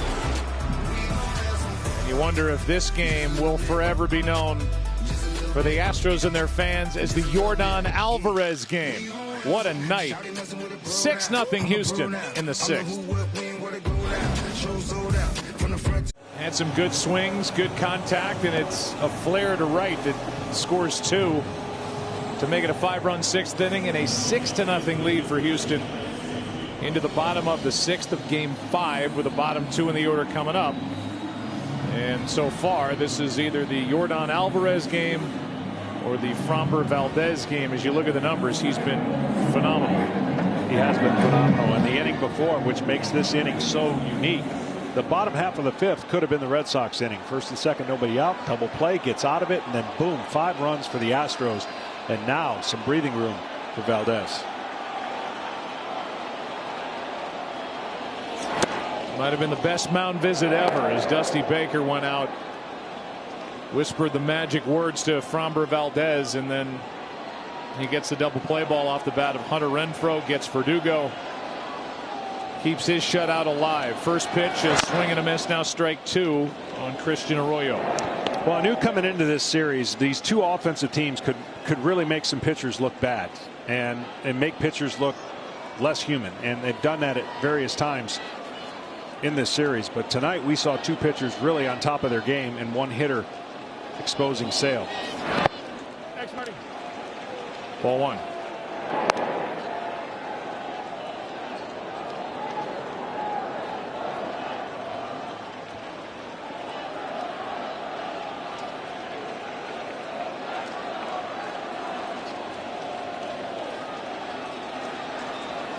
One and 2 the count. The next swing and a miss struck him out. Strikeout number 5 for Valdez. I see again. What I love about this start for Valdez is he did not show his curveball early at all. It was sinkers and getting a lot of ground ball outs.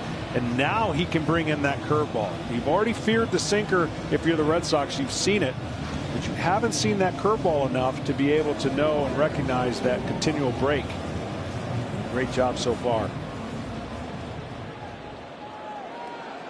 Vasquez, the number 9 hitter, with his team down by 6. Ball up. 94 too high for ball 1.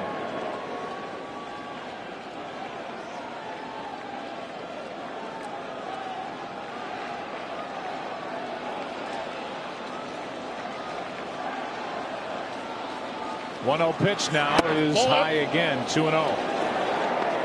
Since the Astros tied game number 4 last night in the 8th inning, they've scored 14 runs to the Red Sox 0. And they've hit 368. Big ninth inning a part of that. And a big sixth inning here. That is fair. Down the line and into the corner. Vasquez will dig for second with an easy double with 1 out. Just the second Boston hit against Framber Valdez. That one sounded like he might even have broke his back, but whatever it takes now for the Red Sox, you know, their formula was pretty easy. Get them on, get them in. They were getting a lot of runners on base. And tonight just hasn't had enough opportunities, with the exception of the bottom of the 5th. Back to the top of the order in Kike Hernandez. Compare the first 3 games, tearing the cover off the ball. Last 2 games not so much, hitting 140. There is no action for Houston in their bullpen. Boston will have a new pitcher when they take the field in the 7th. Just to further kind of put an exclamation on that, before coming into this game, the Red Sox had 72 plate appearances with runners on. That's a lot of stress to put on the opposing team. Houston had 60, so that's 12 more. And when you can do that to a pitching staff, you wear them down.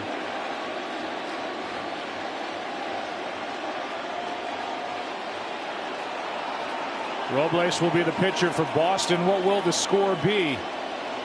Runner at second. Hernandez skies one into right. Easy for Tucker. 2 down. Batter will be Schwarber. Hernandez 0 for 3, and now a quick word from DraftKings. Hey, better.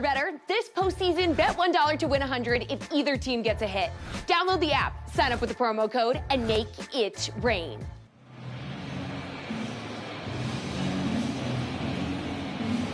One on, 2 out. Schwarber coming up.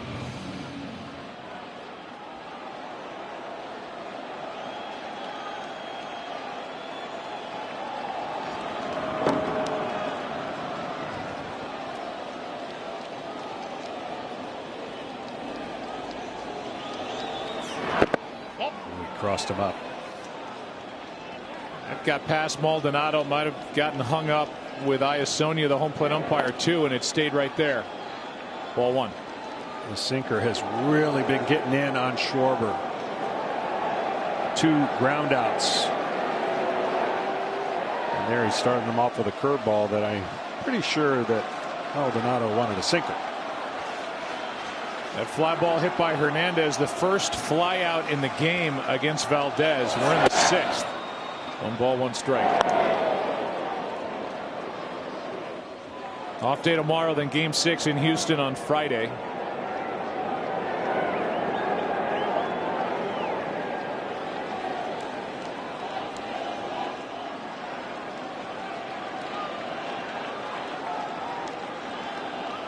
One pitch.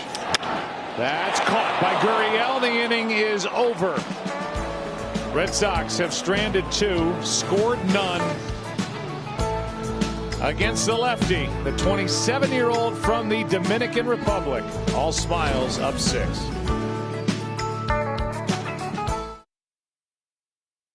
American League Championship Series presented by Loan Depot. MLB NFT packs are coming on October 26th. Each pack will include 3 MLB Icon NFTs showcasing current and future All-Stars. Visit candy.com to be the first to know what each pack drops. Hansel Robles takes over for Boston in the 7th inning. Top of the order for Houston, up by 6. If I told you the first 3 hitters wouldn't get a hit and Correa would strike out 3 times in this game, you'd say the Astros are trailing. Not the case. Their cleanup man, their DH, is the one that has gone off. Him. A homer, a single off the wall, and a 2-run double and a run scored. Altuve 0 for 2 with a walk. Ball down. And his walk, issued by Sale last inning, started the trouble. Then the error by Schwarber on the ball hit to third. Bregman tapped back to the pitcher. Alvarez a 2-run double. Pitching change and then more hits, 3 in a row. Tucker, Gurriel, and Siri. Here's a 1-0. 2-0 from Robles. The 14 unanswered runs that the Astros have put up, the most ever by Houston in the postseason. And the most allowed by Boston in the postseason. This ALCS has completely flipped.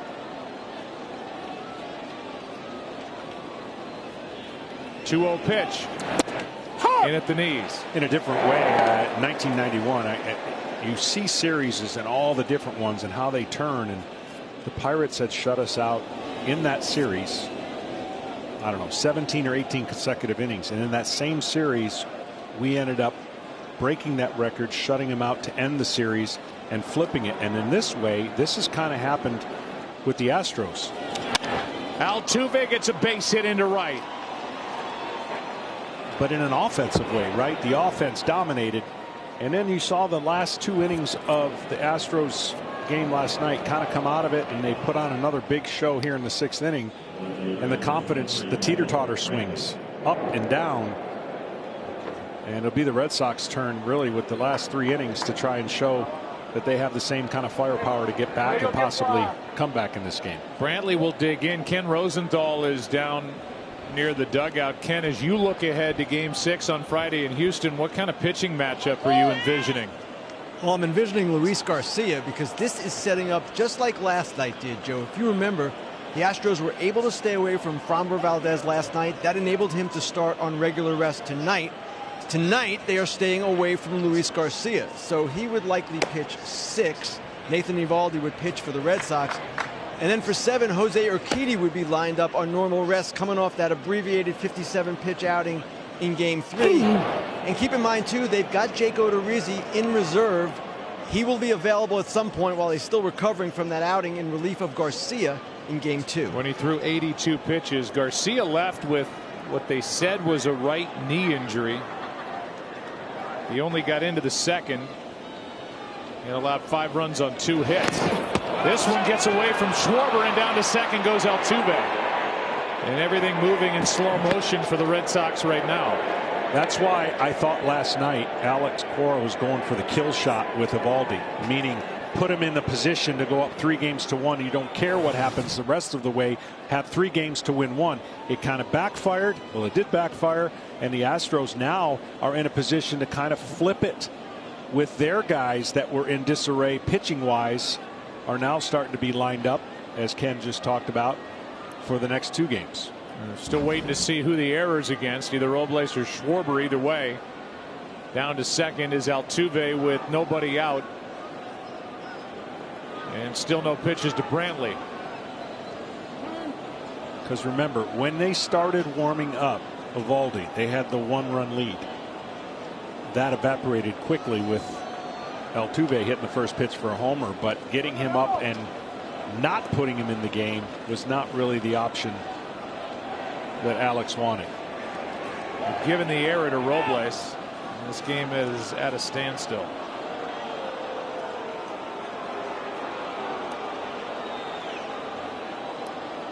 Ken Rosenthal talked about Alex Cora in his time with Boston as manager, 5-0 after a loss in the postseason. That perfect record is on the line here tonight. There's a strike from Robles.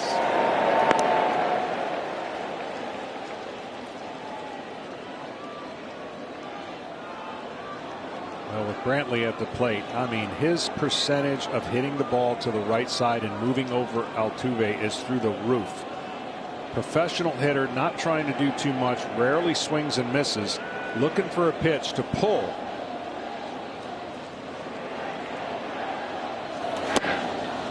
One ball, one strike.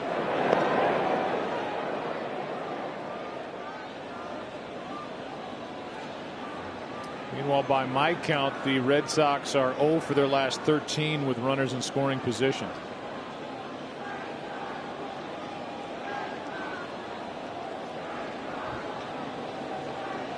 1 ball, 1 strike. Runner at second. Altuve, nobody out.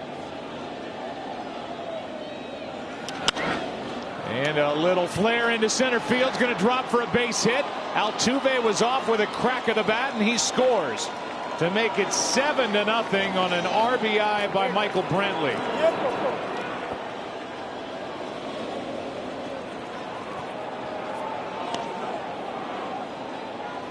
The Red Sox had been so airtight defensively. They had made no errors in this LCS prior to last night. They made 2 last night. Schwarber's had a couple of misplays at first base tonight. And the Astros are jumping all over Boston as they lead by 7. The error put Altuve at second base. They gave it to Robles. Could have gone either way, and the RBI for Brantley is 4th of this series as ball 1 sails high to Bregman.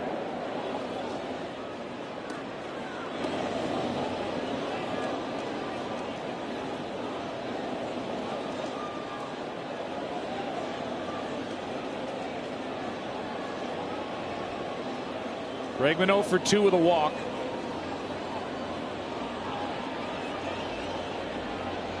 One 1-0 pitch.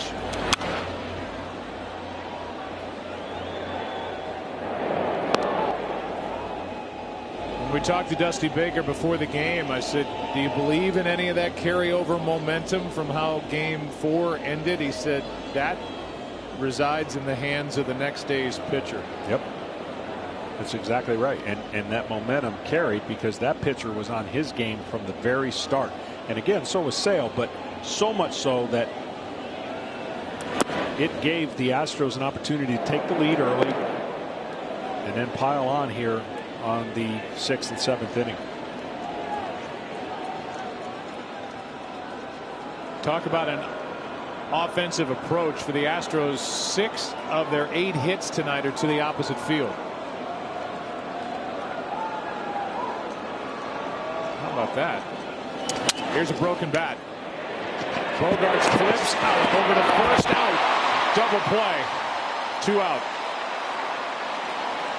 And we're seeing Arroyo with his ability to turn a double play at second.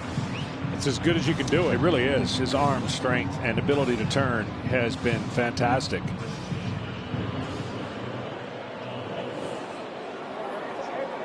Let's do it again. Over 2,000 hits as a player, a guy who was a world champion player.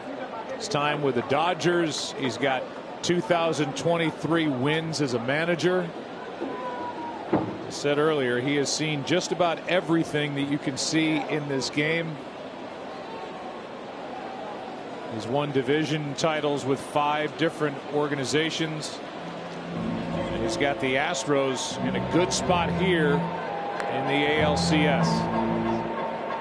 And with the bases empty and 2 out, and Yordan Alvarez coming up, Alex Cora is going back to his bullpen here in the 7th inning with Houston up 7.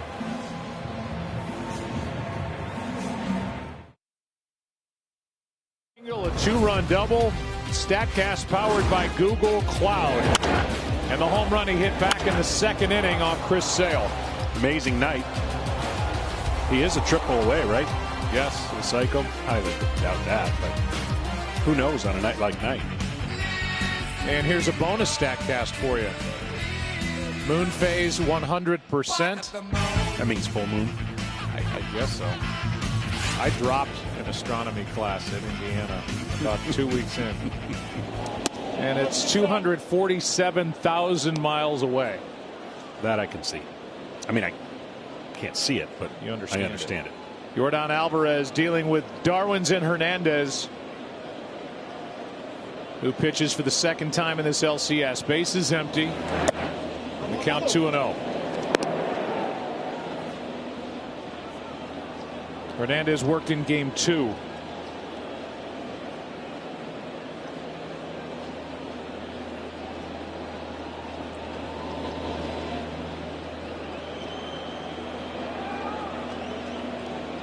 Nobody up for Houston in their pen.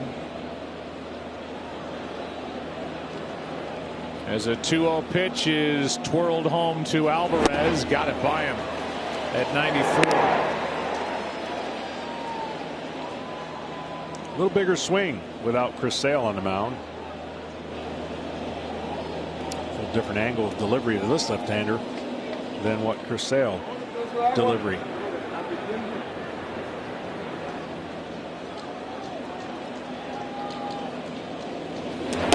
That's high for ball 3. Dusty Baker, who we've shown you a couple of times in this inning alone, is unsigned past this year. He's got the most wins as a manager in baseball history without winning a title. He won one as a player. Here's Alvarez fouling it back. That was 40 years ago. Well, he's done an amazing job. I mean, we already talked about what he inherited, what he was trying to do, what he was trying to deflect. He's got a very good team, and that team has proven that a few years ago was a few years ago, and now is different.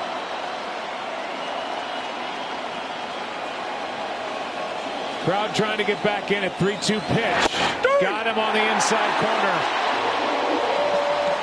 And Alvarez is finally retired for the first time tonight. Fromber going back to work. He's been the man in charge for Houston tonight. Time to stretch. Astros up 7.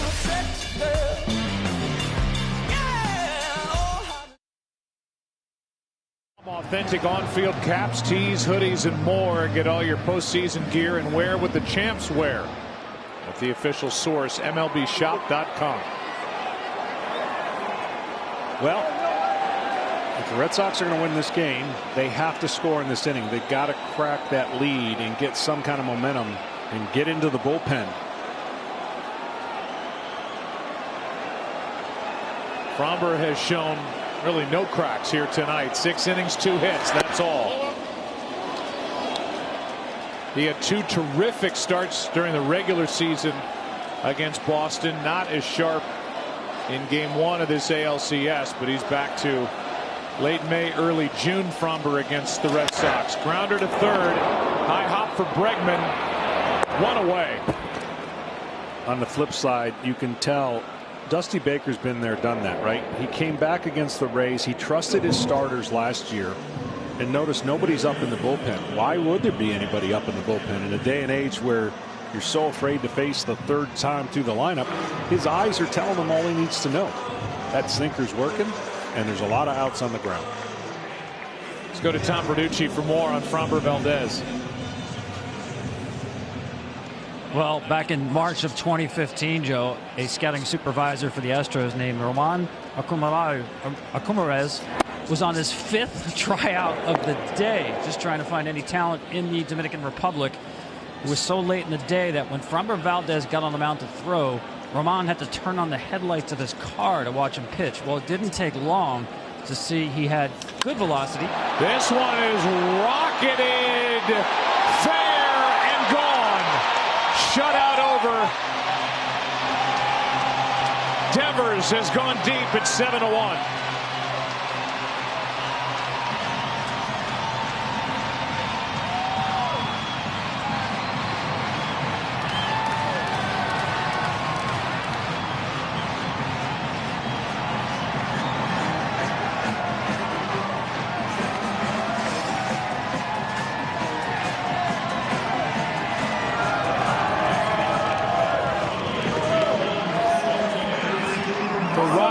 That's home run number 5 this postseason.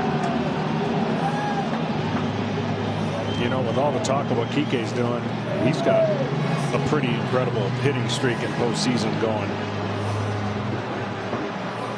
He's got the most RBIs by any player under the age of 25 in the postseason all time. He's 24 years old. And he's driven home now 12 this postseason alone. As J.D. Martinez, the DH, tried to hold up, couldn't. And we'll go back to Tom Verducci after this next pitch to Martinez. But that ball was crunched.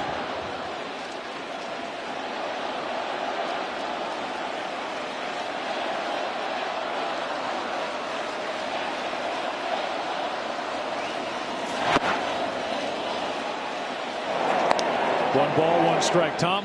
Yeah, that was a rather loud interruption, wasn't it? So they saw the major league quality curveball from Valdez. But, Joe, here's the hook to the story. Framber was 21 years old. And as you know, most international free agents, the top ones, are signed at about 16. So he signed for $10,000. That's it, at the age of 21. And how about this? In Mexico, they signed Jose Urquidy at the age of 19. In Venezuela, they got Luis Garcia at the age of 20. 3 pitchers in this LCS for a total of $430,000. They found a market inefficiency by finding these guys on the international free agent market who are just gaining their velocity at what is considered an older age.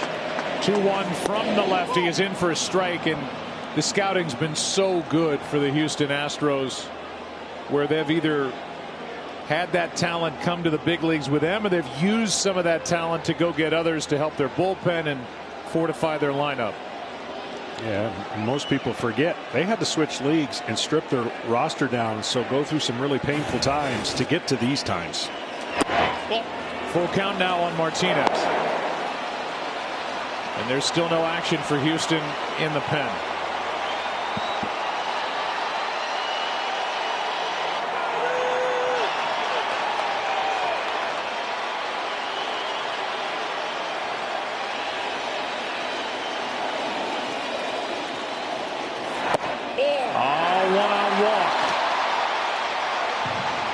Go back to the home run by Devers.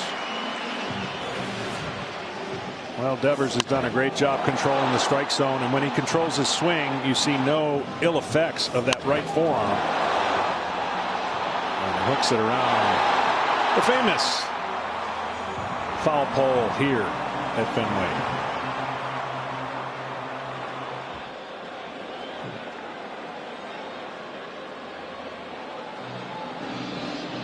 Valdez gets a visit from his pitching coach, this time Brent Strom,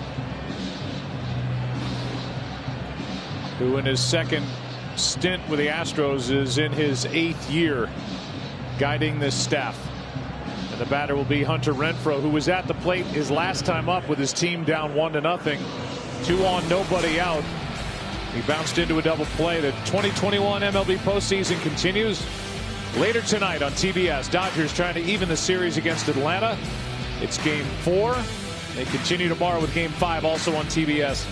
And then on Friday, we're back in Houston. Game 6 of this series for Boston and Houston. Coverage starts at 7 Eastern, 6 Central on FS1 and the Fox Sports app. Well, another runner on the base. That will get the bullpen going for the Astros. A strike hits the inside corner to Renfroe, 0 for 2. And now 1 for 13 in this ALCS.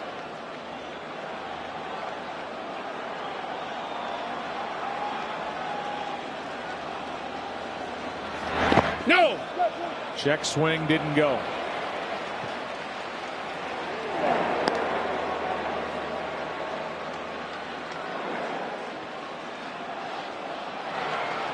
Ryan Stanek getting loose.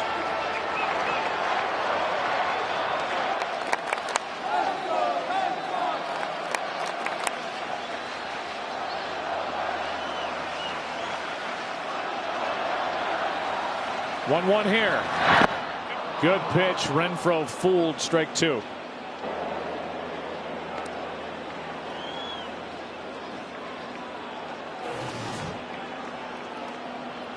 That tight break is so tantalizing when the hitter sees it at that height. Such late break that it does appear in the strike zone when it comes out of his hand.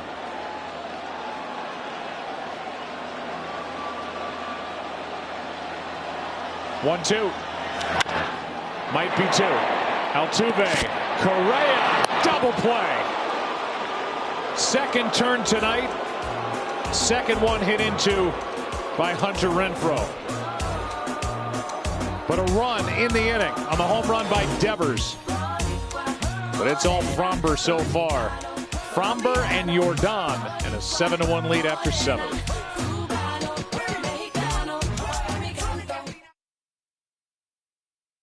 With the Astros on top into the 8th inning, the great city of Boston, Massachusetts. Sparkling tonight. Possible for me to come to this city and not think of my friend Dr. Steven Zeitels at Mass Gen, the Voice Center there, the nonprofit Voice Health Institute, for helping me back in 2011 as Correa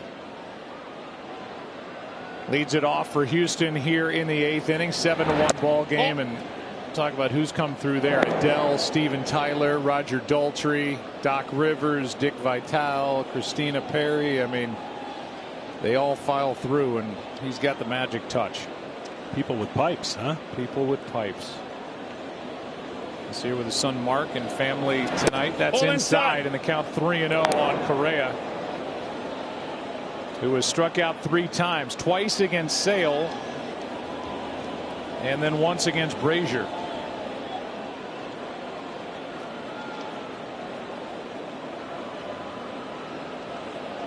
Count 3-0. Darwinson hits the inside corner in the count 3-1. Not too many games you're going to see Correa strike out the first 3 times.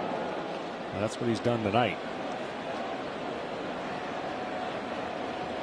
Tucker will follow, then Gurriel from 3-0 to 3-2.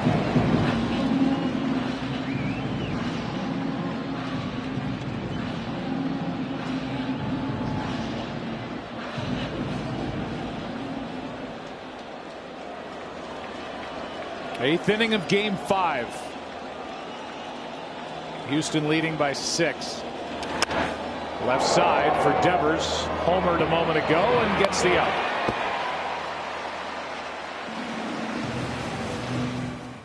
Want more postseason stats? Hey Siri, who leads the postseason in strikeouts?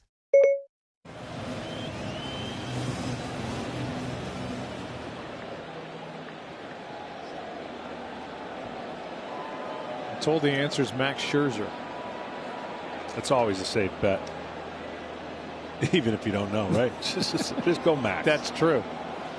He's number 2, Nathan Eovaldi, who will get the ball on Friday night in Houston for Game 6. That place will be going crazy in Houston.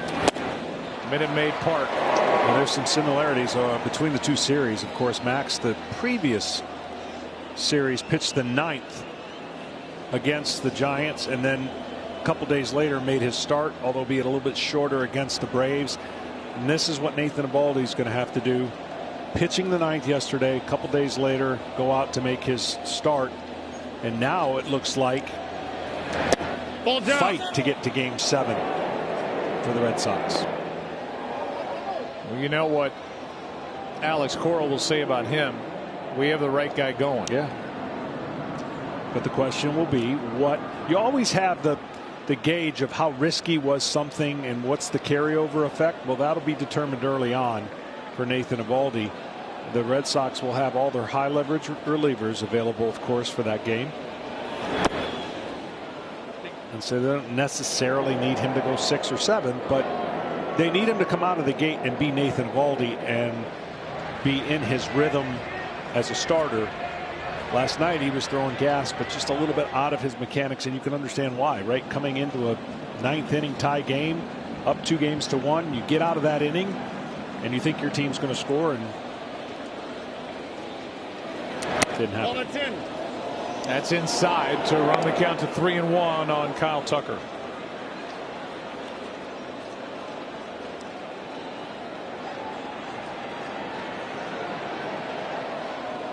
This lineup for Houston just as deep and just as lethal as they have proven here late last night and throughout tonight. That's inside, a 1-out walk as Hernandez loses the lefty. 1 on, 1 out. And it looks like that's going to be all for Hernandez. We saw the right-hander Sawamura getting ready, and he will enter here in the 8th in a 7-1 Game 5.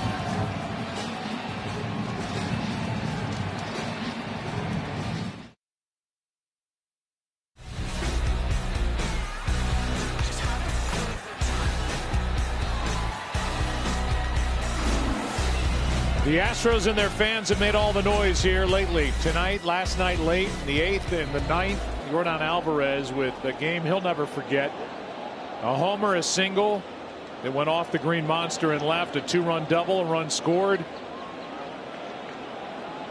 Knocked in the first 3 runs of the ball game for Houston. They lead it now 7-1. Sawamura misses inside to Yuli Gurriel. Third time we've seen Hirokazu. Gurriel up, Siri on deck.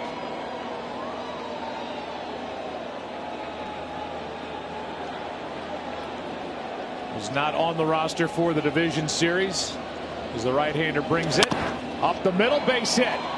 Gurriel just keeps on hitting. 2 more hits tonight.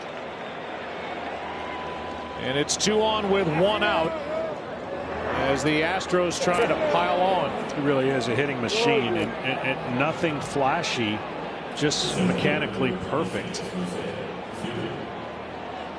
I mean, this is just, he coils up, but then when he gets to the ball, right, everything is classic. Barrel gets down. He's not trying to launch everything. He takes what the pitcher's giving him and makes the most of it. Not a bad guy to have hitting in the 7th spot in your lineup. He just led the American League in hitting when he hit .319. So a batting title at the age of 37.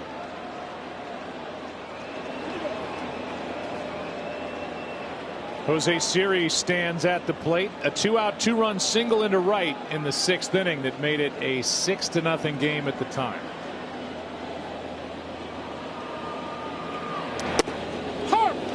When one guy's not available, somebody else gets a chance to step up. Jake Myers not available. Chas McCormick has looked good, and Jose Siri trying to make the most of this chance. There's Myers with his bad left shoulder after the collision with a wall in Chicago.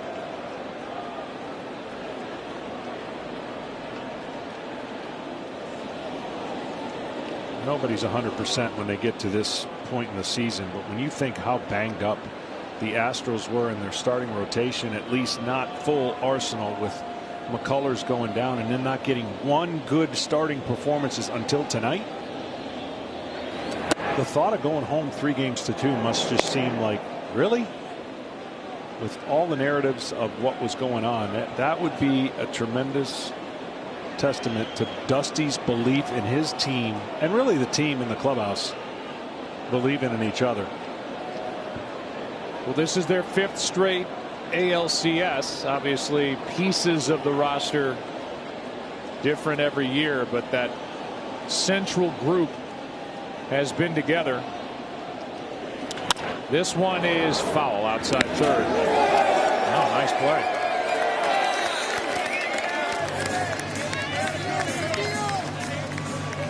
One and 2 now on Siri. This is fundamentally sound right there.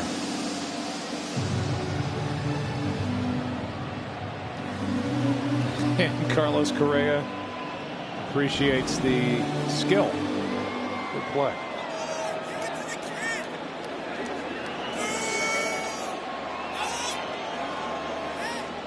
One and 2. 2 on, 1 out.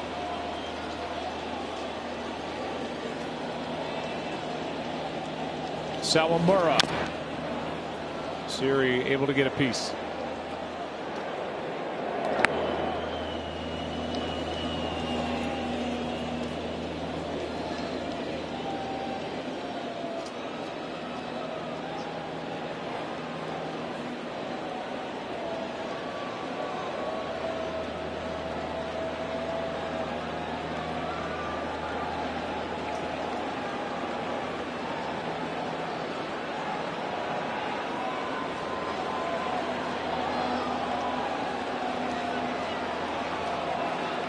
Game has hit a wall here in the last 2 innings. Good starting pitching, Sale and Valdez.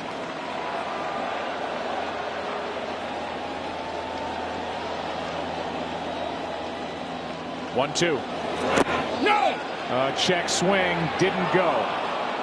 Yeah, and then a lot of pitchers used for the Red Sox to try to get through this part once Sale left.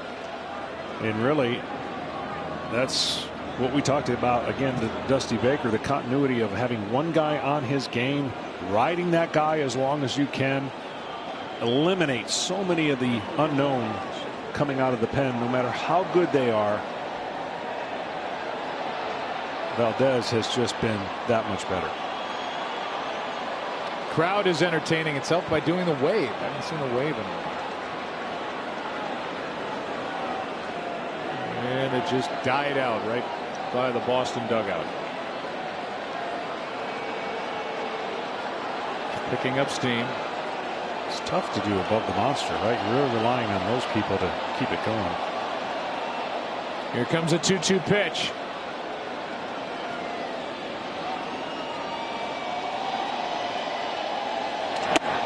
Full count.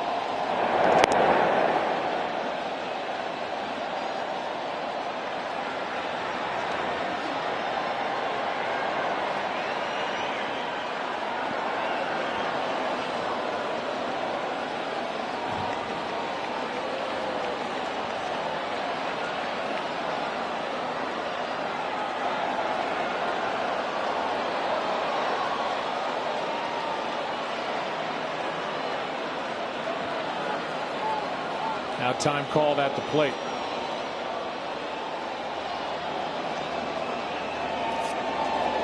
Well, there's runners on, but he sure does take a long time in between pitches to get ready and set up in his routine.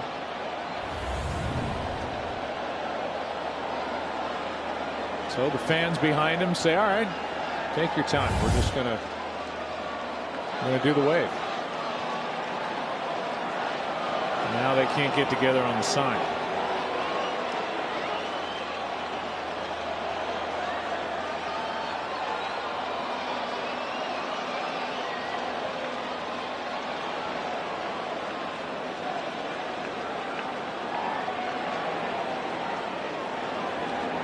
Three-two now.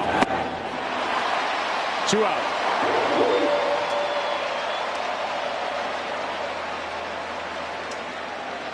And down to Martin Maldonado, the number 9 hitter in the lineup.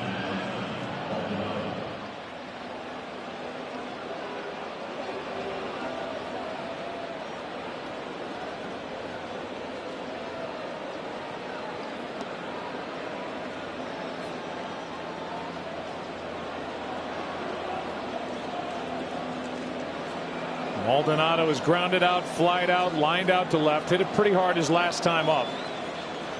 Made the final out in that 5-run 6th. Strike one. Not to get into all this mess, but it is 7-1. Are you, as a Hall of Fame pitcher, are you for or against a potential pitch clock? Oh, 100% for. And it's gaining traction and will come, and everyone will learn how to adjust to it. It does kind of go out the window when runners are on, but it's definitely something that will help.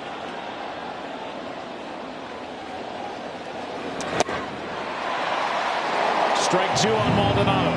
You got to remember, everybody does look at the pitcher as the issue, but a lot of it has always been about the hitters trying to slow the pitcher down to gain the information they've been given, right? Information overkill. So both parties would have to contribute to not leaving the box and delivering the pitch in a quicker time frame.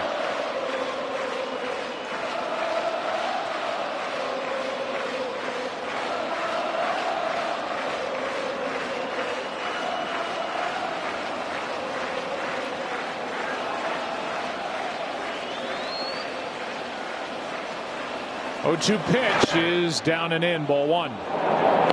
It's a 6-run game at the moment. Boston will have Verdugo, Arroyo, and Vasquez, their bottom 3 in the lineup, hoping to get something going before the lineup turns over. Bullpen still quiet for Houston, and Valdez is still breathing, visualizing, meditating. Whatever he's doing, keep doing it. If you're an Astro fan, you like seeing what he's doing on the mound.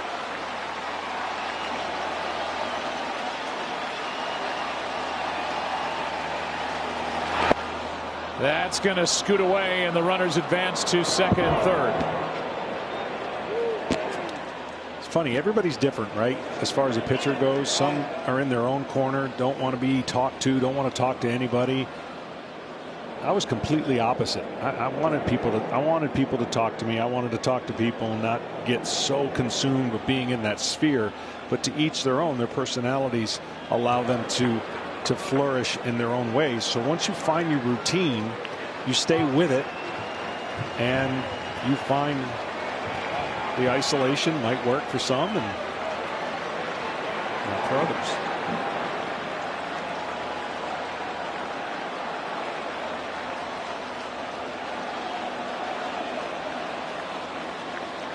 2-2 the count. Sawamura ready with another for Maldonado.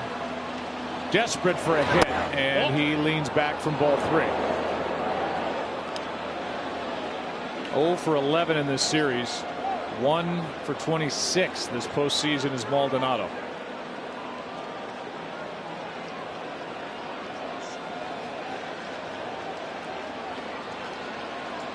Minutes, though. Long time for your starter who's been in the game already 7 innings.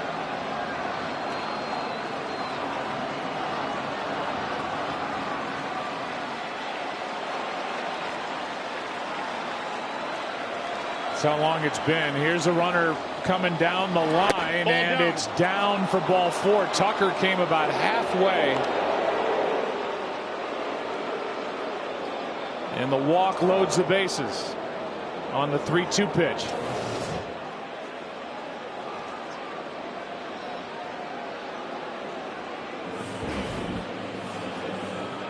And Altuve will get a chance with the bases loaded.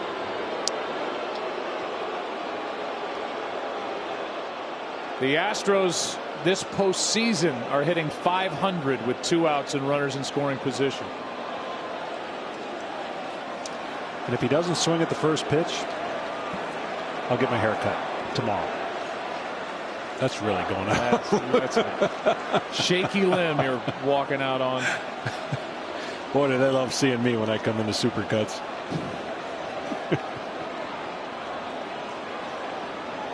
Bases loaded with 2 out. Altuve 1 hit, been on base twice. Foul tip. A foul tip, I guess that counts. That's safe. I'm safe. I can grow it out a few more days. Tipped it.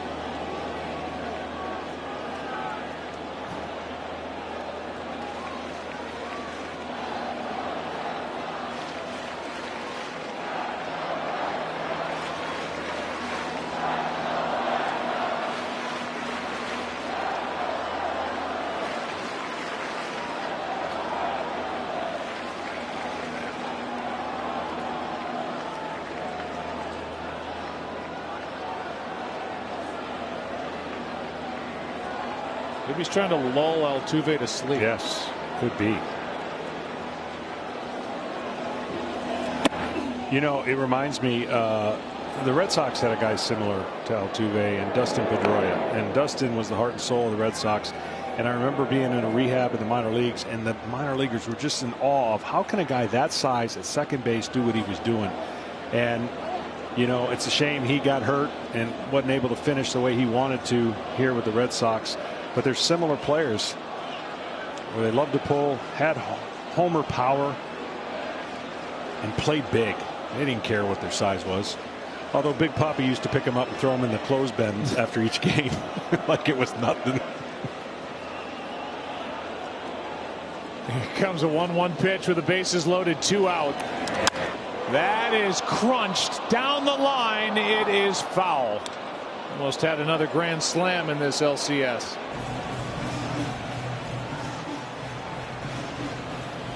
We've seen 3 all by Boston. 1-2 now on Altuve.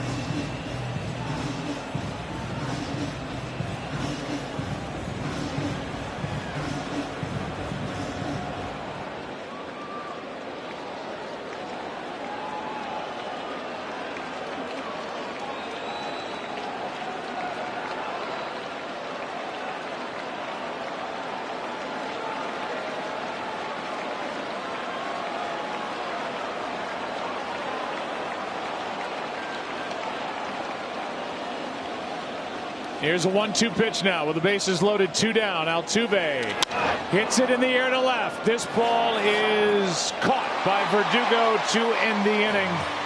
And after all that, nearly a half hour since that man last threw a pitch, no run score, and it's still 7-1.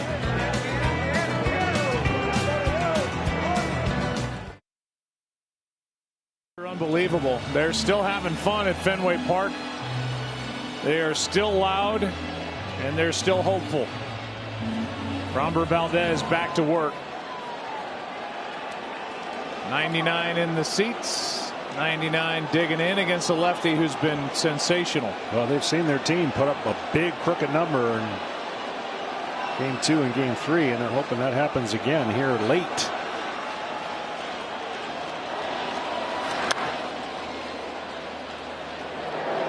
.92 near the hands of Verdugo and fouled back. Alex 0 for 2, grounded out twice. Bottom 3 in the lineup.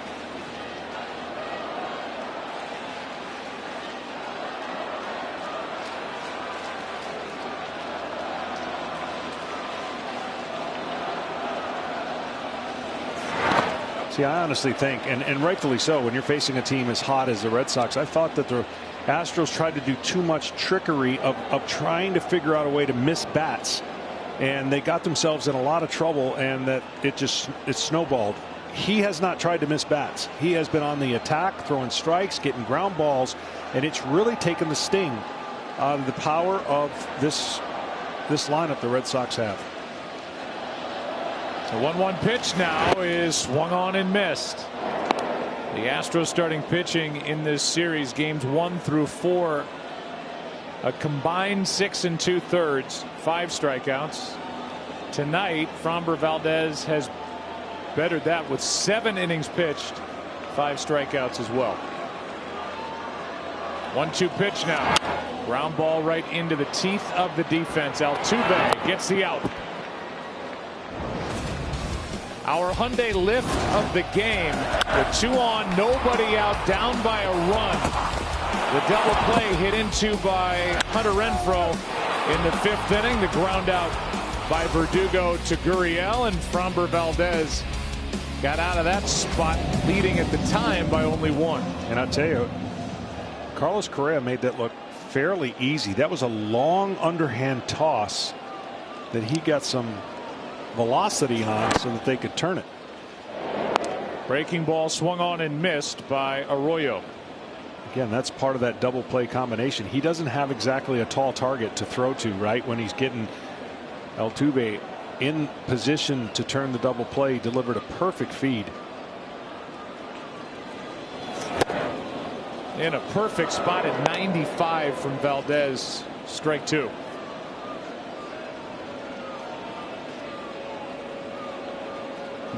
Normally this is maybe not in this team, but other teams, certain department is panicking right now. The Department of Information, which tells you things you need to know that probably wouldn't have him in the game right now. But it's nice to see. Dusty stays with his starter, and a foul tip that Maldonado cannot hang on to. Valdez, by the way, is the 3rd pitcher to go 7 innings this postseason. Logan Webb a couple of times, Scherzer, and now Framber. And I'm a huge advocate of information. I'm also a huge advocate of knowing what your strengths are, not turning a pitcher into a robot because of spin rate. Understanding his 2-seamer is the most important. We've already heard from Kenny and talking about throwing it down the middle and having sink. No. And you see so many times the pitcher loses his identity because they tell you what it should be or what you should do, but then he doesn't know what he's good at. And so he's following information versus what he feels is his strengths. And right now you're seeing the evidence of a guy that knows his strengths and hasn't deviated from it. 2-2 pitch here is tap foul.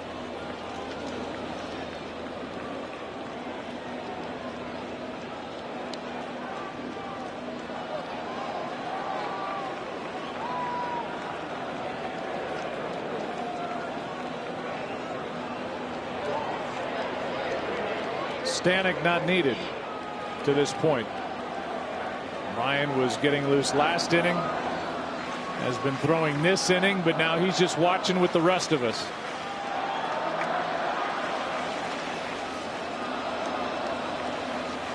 Shoot-to pitch on the way, and a fly ball into right at Tucker. 2 down.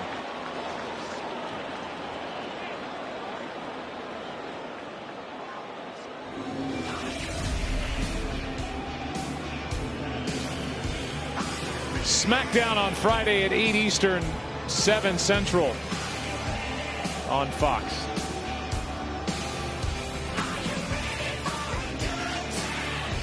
We'll be on FS1 with Game 6 in Houston, and like Kenny talked about, you expect to see what we saw in Game 2. Nathan Eovaldi against Luis Garcia, who was in play tonight. If Valdez stumbled, there's the rookie right-hander, and not needed, to say the least. In at the knees to Vasquez. It's going to be a good one. We get to watch it.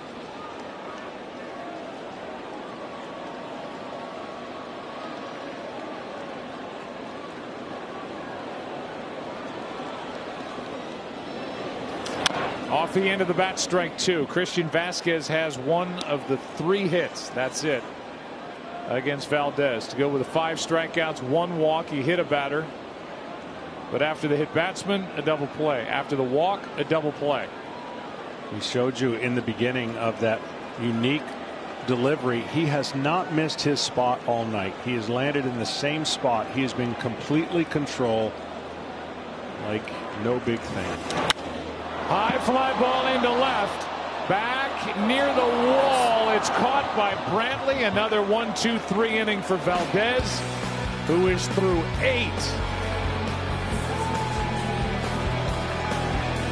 In control, having fun, rolling in Game 5.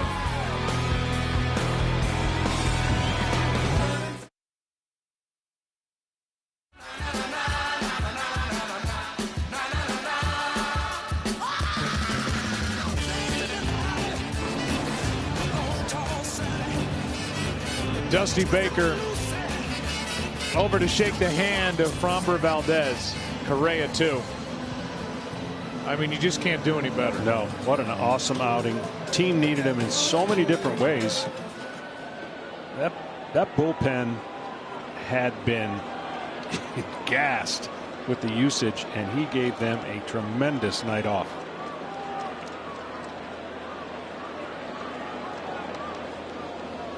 Presley is the one that's up, I believe, out of their bullpen right now. He finished off last night's blowout. Here's a base hit into center off the bat of Brantley as he greets Martin Perez with a single to center on the first pitch of the 9th. 2 pitches off of Perez and 2 hits for Brantley, the biggest one last night.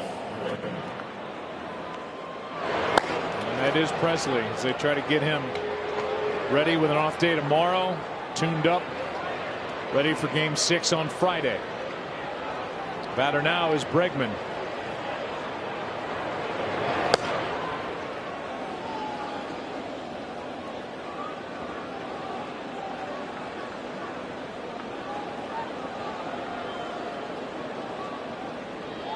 Alex not in on the fun tonight. Hitless. Does have a walk. Outside. Takes the ball outside.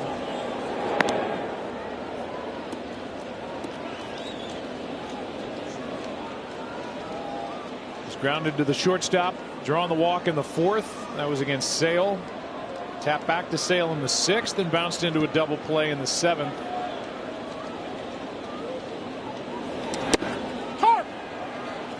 That's a strike from Perez. 1 ball, 1 strike.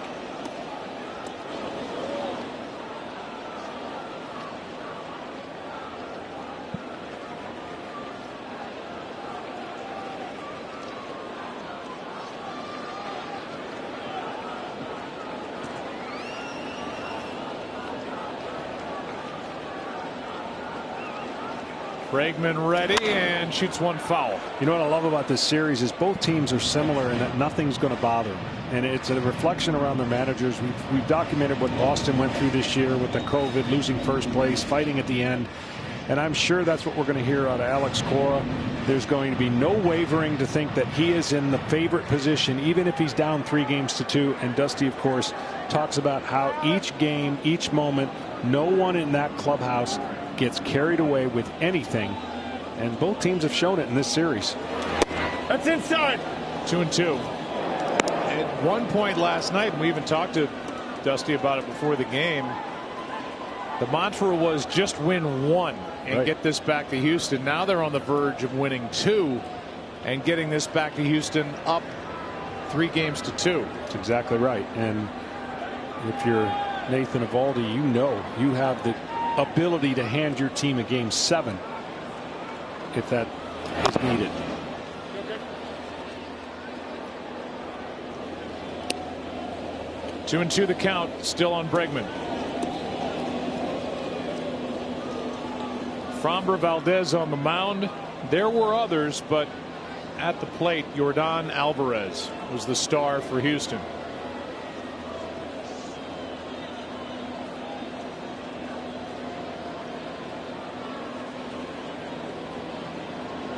Here comes a 2-2 pitch from Perez after the leadoff single. Oh!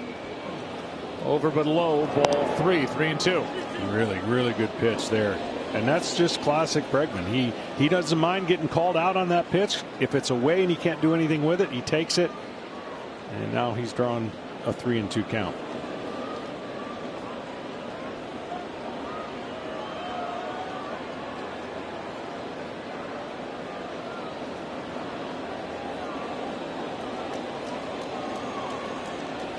Here it is on 3-2. That's inside. A hit and a walk. 2 on, nobody out.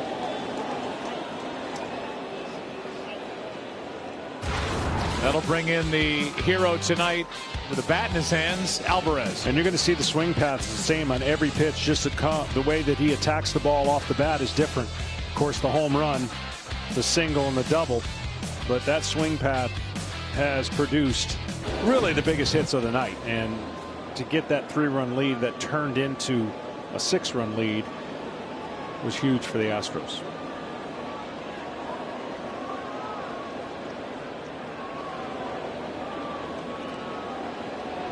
Well, if you're going to have a night, go ahead and have a night. Still a triple away. Don't think he can get it. Guy who had surgery on both knees last year waits for the first from Perez. Back to him, knocks it down, and that's going to go for the out at first. What a play by Perez. And that even has Xander Bogaerts applauding as Martin knocked it down, chased it down, got the out. Says he's fine after being hit by that batted ball. Second and third, 1 away. Yeah, it almost looked like it went through hit him in the leg as it was going by, and he gathered it up. Was able to make the only play at first. Now an intentional walk to Correa. And that'll bring in Tucker with the bases loaded, 1 out. Action Tucker. Boy, he likes to swing early. About 45% of the time in his first pitch, he's looking to swing. And his at-bats, really, when you look at stats, you look at information from a pitcher standpoint and go, okay, he's only like 3.5 pitches per at-bat, which tells you all you need to know. He wants to swing. So that's how you come up with your information game plan to, especially in a situation like that now with the bases loaded. You don't necessarily, you have to throw a pitch that looks like a strike but ends up like a ball because you know he wants to swing. Third visit of the night from Dave Bush. And he talks it over with the infielders, with Perez with the bases loaded, 1 out here in the 9th inning. Tucker looking for his second hit.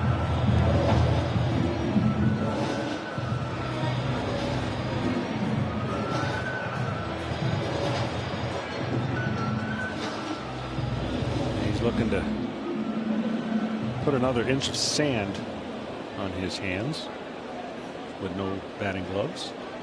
Dirt.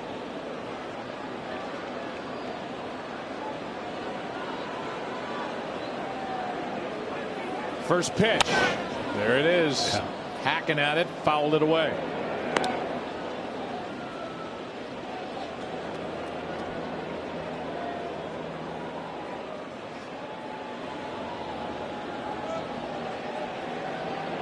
Brantley led off with a hit, a walk to Bregman, the intentional pass to Correa. After Alvarez bounced out. That's strike 2. Ouch. Take your time. I gotta get some balls. Here you go. Bring me 3. Thank you.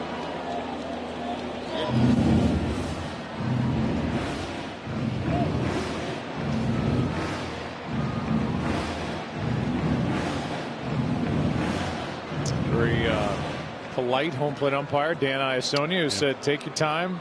Turned around, got 2 more baseballs from the bat boy, and now we're ready back for work with the 0-2 pitch. Fastball high.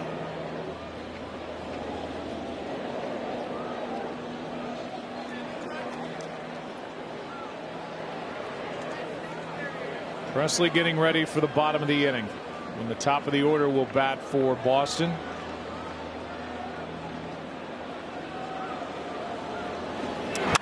That is foul. And I know there's a travel day tomorrow, but I wonder if part of why it's Presley, A, get him another inning. We haven't seen him a lot in this ALCS. And B, I'm sure Dusty Baker's thinking, I don't want the top of that order to get anything going. Meaning Houston, they've shut down this lineup for 2 straight games. Yeah, normally you don't know who you're going to face as a closer. You may face this. You may never face the same 3 guys in 3 consecutive games, but very well put. I mean, you get your guy back out there. He's the one that could use some work, and the day off resets everything for Game 6. 1-2 pitch. Tucker leans back. Stanek still up. He's been up the last 2 innings. If they want to go that way, Stanek will come in if they get some more runs. That's probably the thinking there, and if it stays the way it is.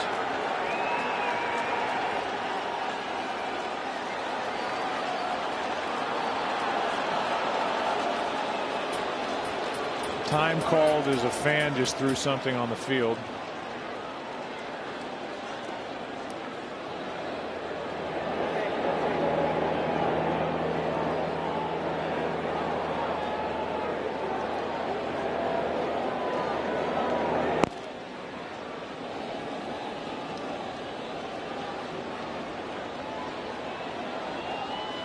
Now the 2-2. Broken bat. Throw home is in time. What a play by Arroyo. Boy, he has played the heck out of second base. You don't realize things until you see somebody play more than a few games, and he has a cannon. He's got a great arm and a feel for that position. Comes in knowing he wants to cut down the run, takes his time, and then unleashes. Cuts down Brantley, sliding across, the force out at the plate. 4-2. Now they got to get out. A very dangerous hitter. A man who's got 62 career postseason hits, which is the second most all time after turning 33. Was a rookie at 32 years old. And he's been right there front and center for Houston. All 5 of these LCSs, he gets a base hit into center to score 2 more. Bregman scores. Correa scores. And it's 9-1 here in the 9th inning. 3 straight hits for Yuli Gurriel.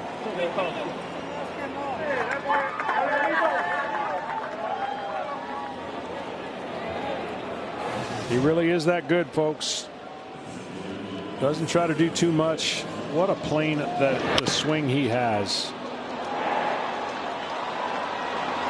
He hits it so hard that it's up the middle and nobody can do anything about it.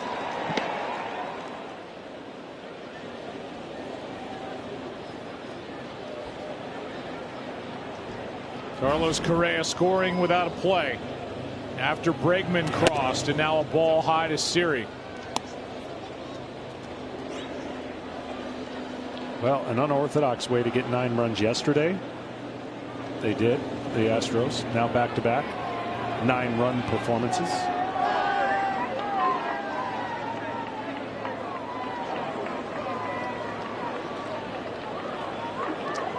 Eight of the runs last night coming in the 8th and 9th.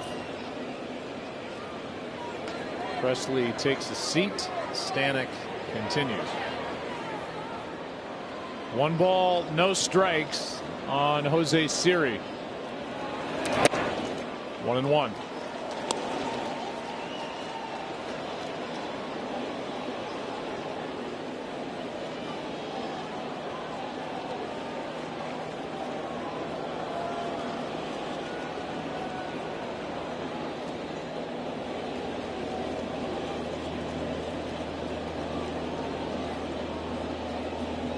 One pitch is hit hard. Nice pickup by Devers in the force out at second, but 2 more runs for the Houston Astros. Looks like Stanek's coming in. 9-1 Houston. Bottom of the 9th. Boston opening day odds. They were not counted on to win many. They went over that. The AL wild card. The Yankees were road favorites. Red Sox won that game. 2-1 underdogs against the Rays, and they end up winning the division series. And now they'll try to defy the odds. As you look at opening day odds, current odds, and they'll probably be even longer odds after this game. They update the odds after each game, so in all likelihood it'll be 3-2 with the Astros on top in this ALCS going home, as Ryan Stanek, who's been busy, game number 7 of his postseason, brings it to Kike Hernandez, ball 1. Kike trying to extend a playoff hitting streak. I believe it's 7 games. Nothing for 3 with a strikeout, ground out, fly out. That is outside. 2-0 from Stanek.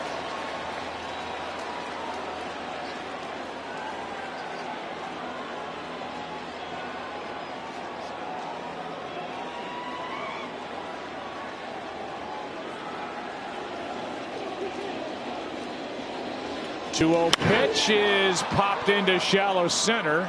This is going to be the right fielder Tucker, who saved Siri, who had broken back and was trying to recover, and Tucker flashed across. And Kike Hernandez and his 7-game hitting streak, it's over. He's gone 0 for 4 tonight. Yeah, and that was a good save by Tucker, because Siri got a tough read off of the big swing, but the ball didn't carry out that way. After all the swings and the hard contact by Kike Hernandez and all the hits early, he's 1 for his last 10. Here's Schwarber now with 1 out, nobody on. Here's a good note on Framber Valdez, who will be the winner tonight.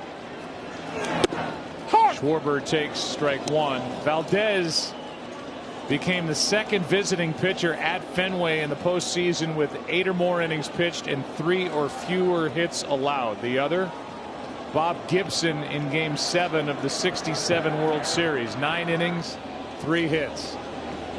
That's good company. The late great Bob Gibson. That skips in there. 1 ball, 1 strike. Top 3 spots in the Red Sox lineup hitless.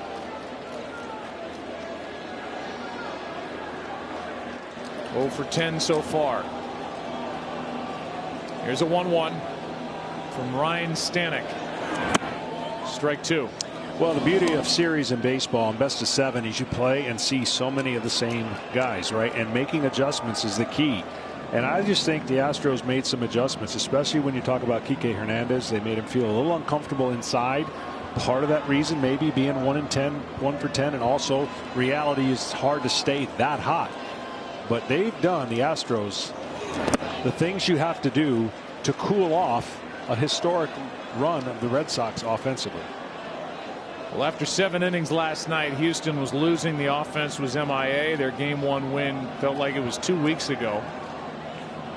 But Dusty Baker has been saying all along this club can put up a lot of crooked numbers, and they did. They got a single tally in last night's 8th. They came up with 7 runs in the 9th. They had a 5-run 6th inning tonight, 2 in the top of this 9th, and lead 9-1.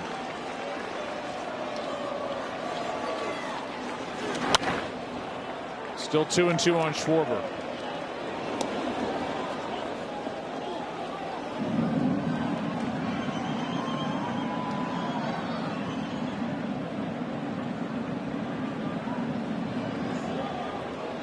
Devers has provided the only run tonight for Boston with that home run down the right field line back in the 7th. Framber Valdez watching the finishing touches being put on his masterpiece here tonight.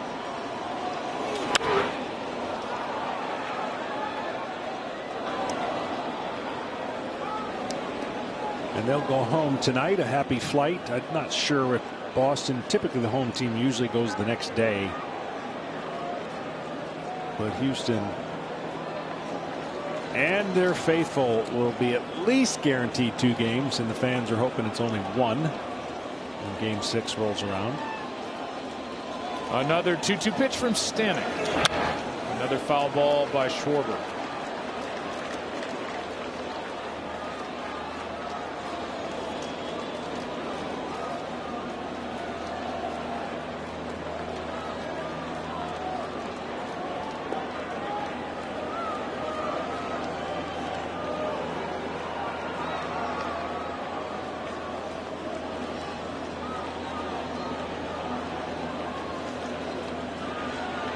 Two pitch is in the dirt. Full count.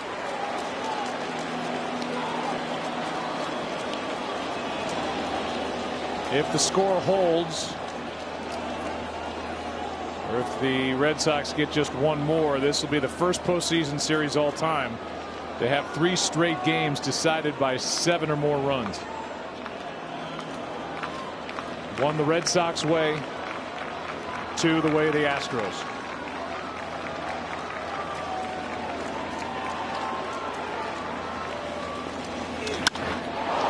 Schwarber sends one into center. Siri back on the track. 2 out.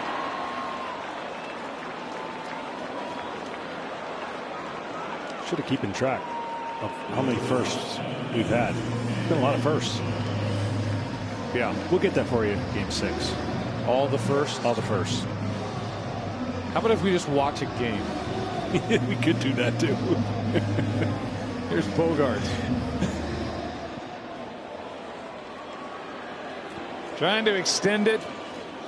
Stanek trying to send the Astros to the airport. Up 3 games to 2.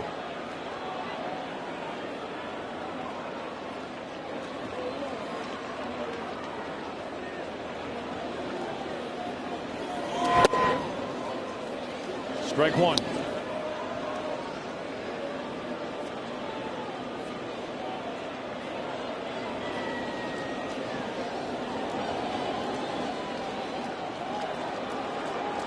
Bogarts grounded out 3 times against the sinker ball styling Framber Valdez.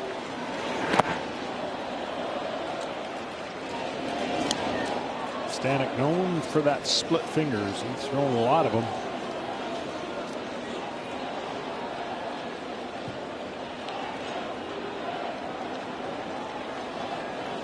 Guy who usually throws split fingers will start with that grip, and then if he goes in the glove, if he's going to change it, he changes it that way versus the opposite. Too hard to change into a split finger. Off the end of the bat, and the Red Sox are down to their final strike.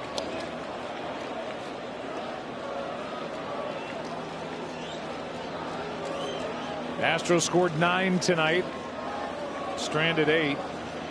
Red Sox have scored 1 and have stranded 2. Home run by Devers. They've hit into 2 double plays, none bigger than the one hit into in the 5th. 2 on, nobody out, down 1-0. Renfroe bounced into a 6-4-3 double play.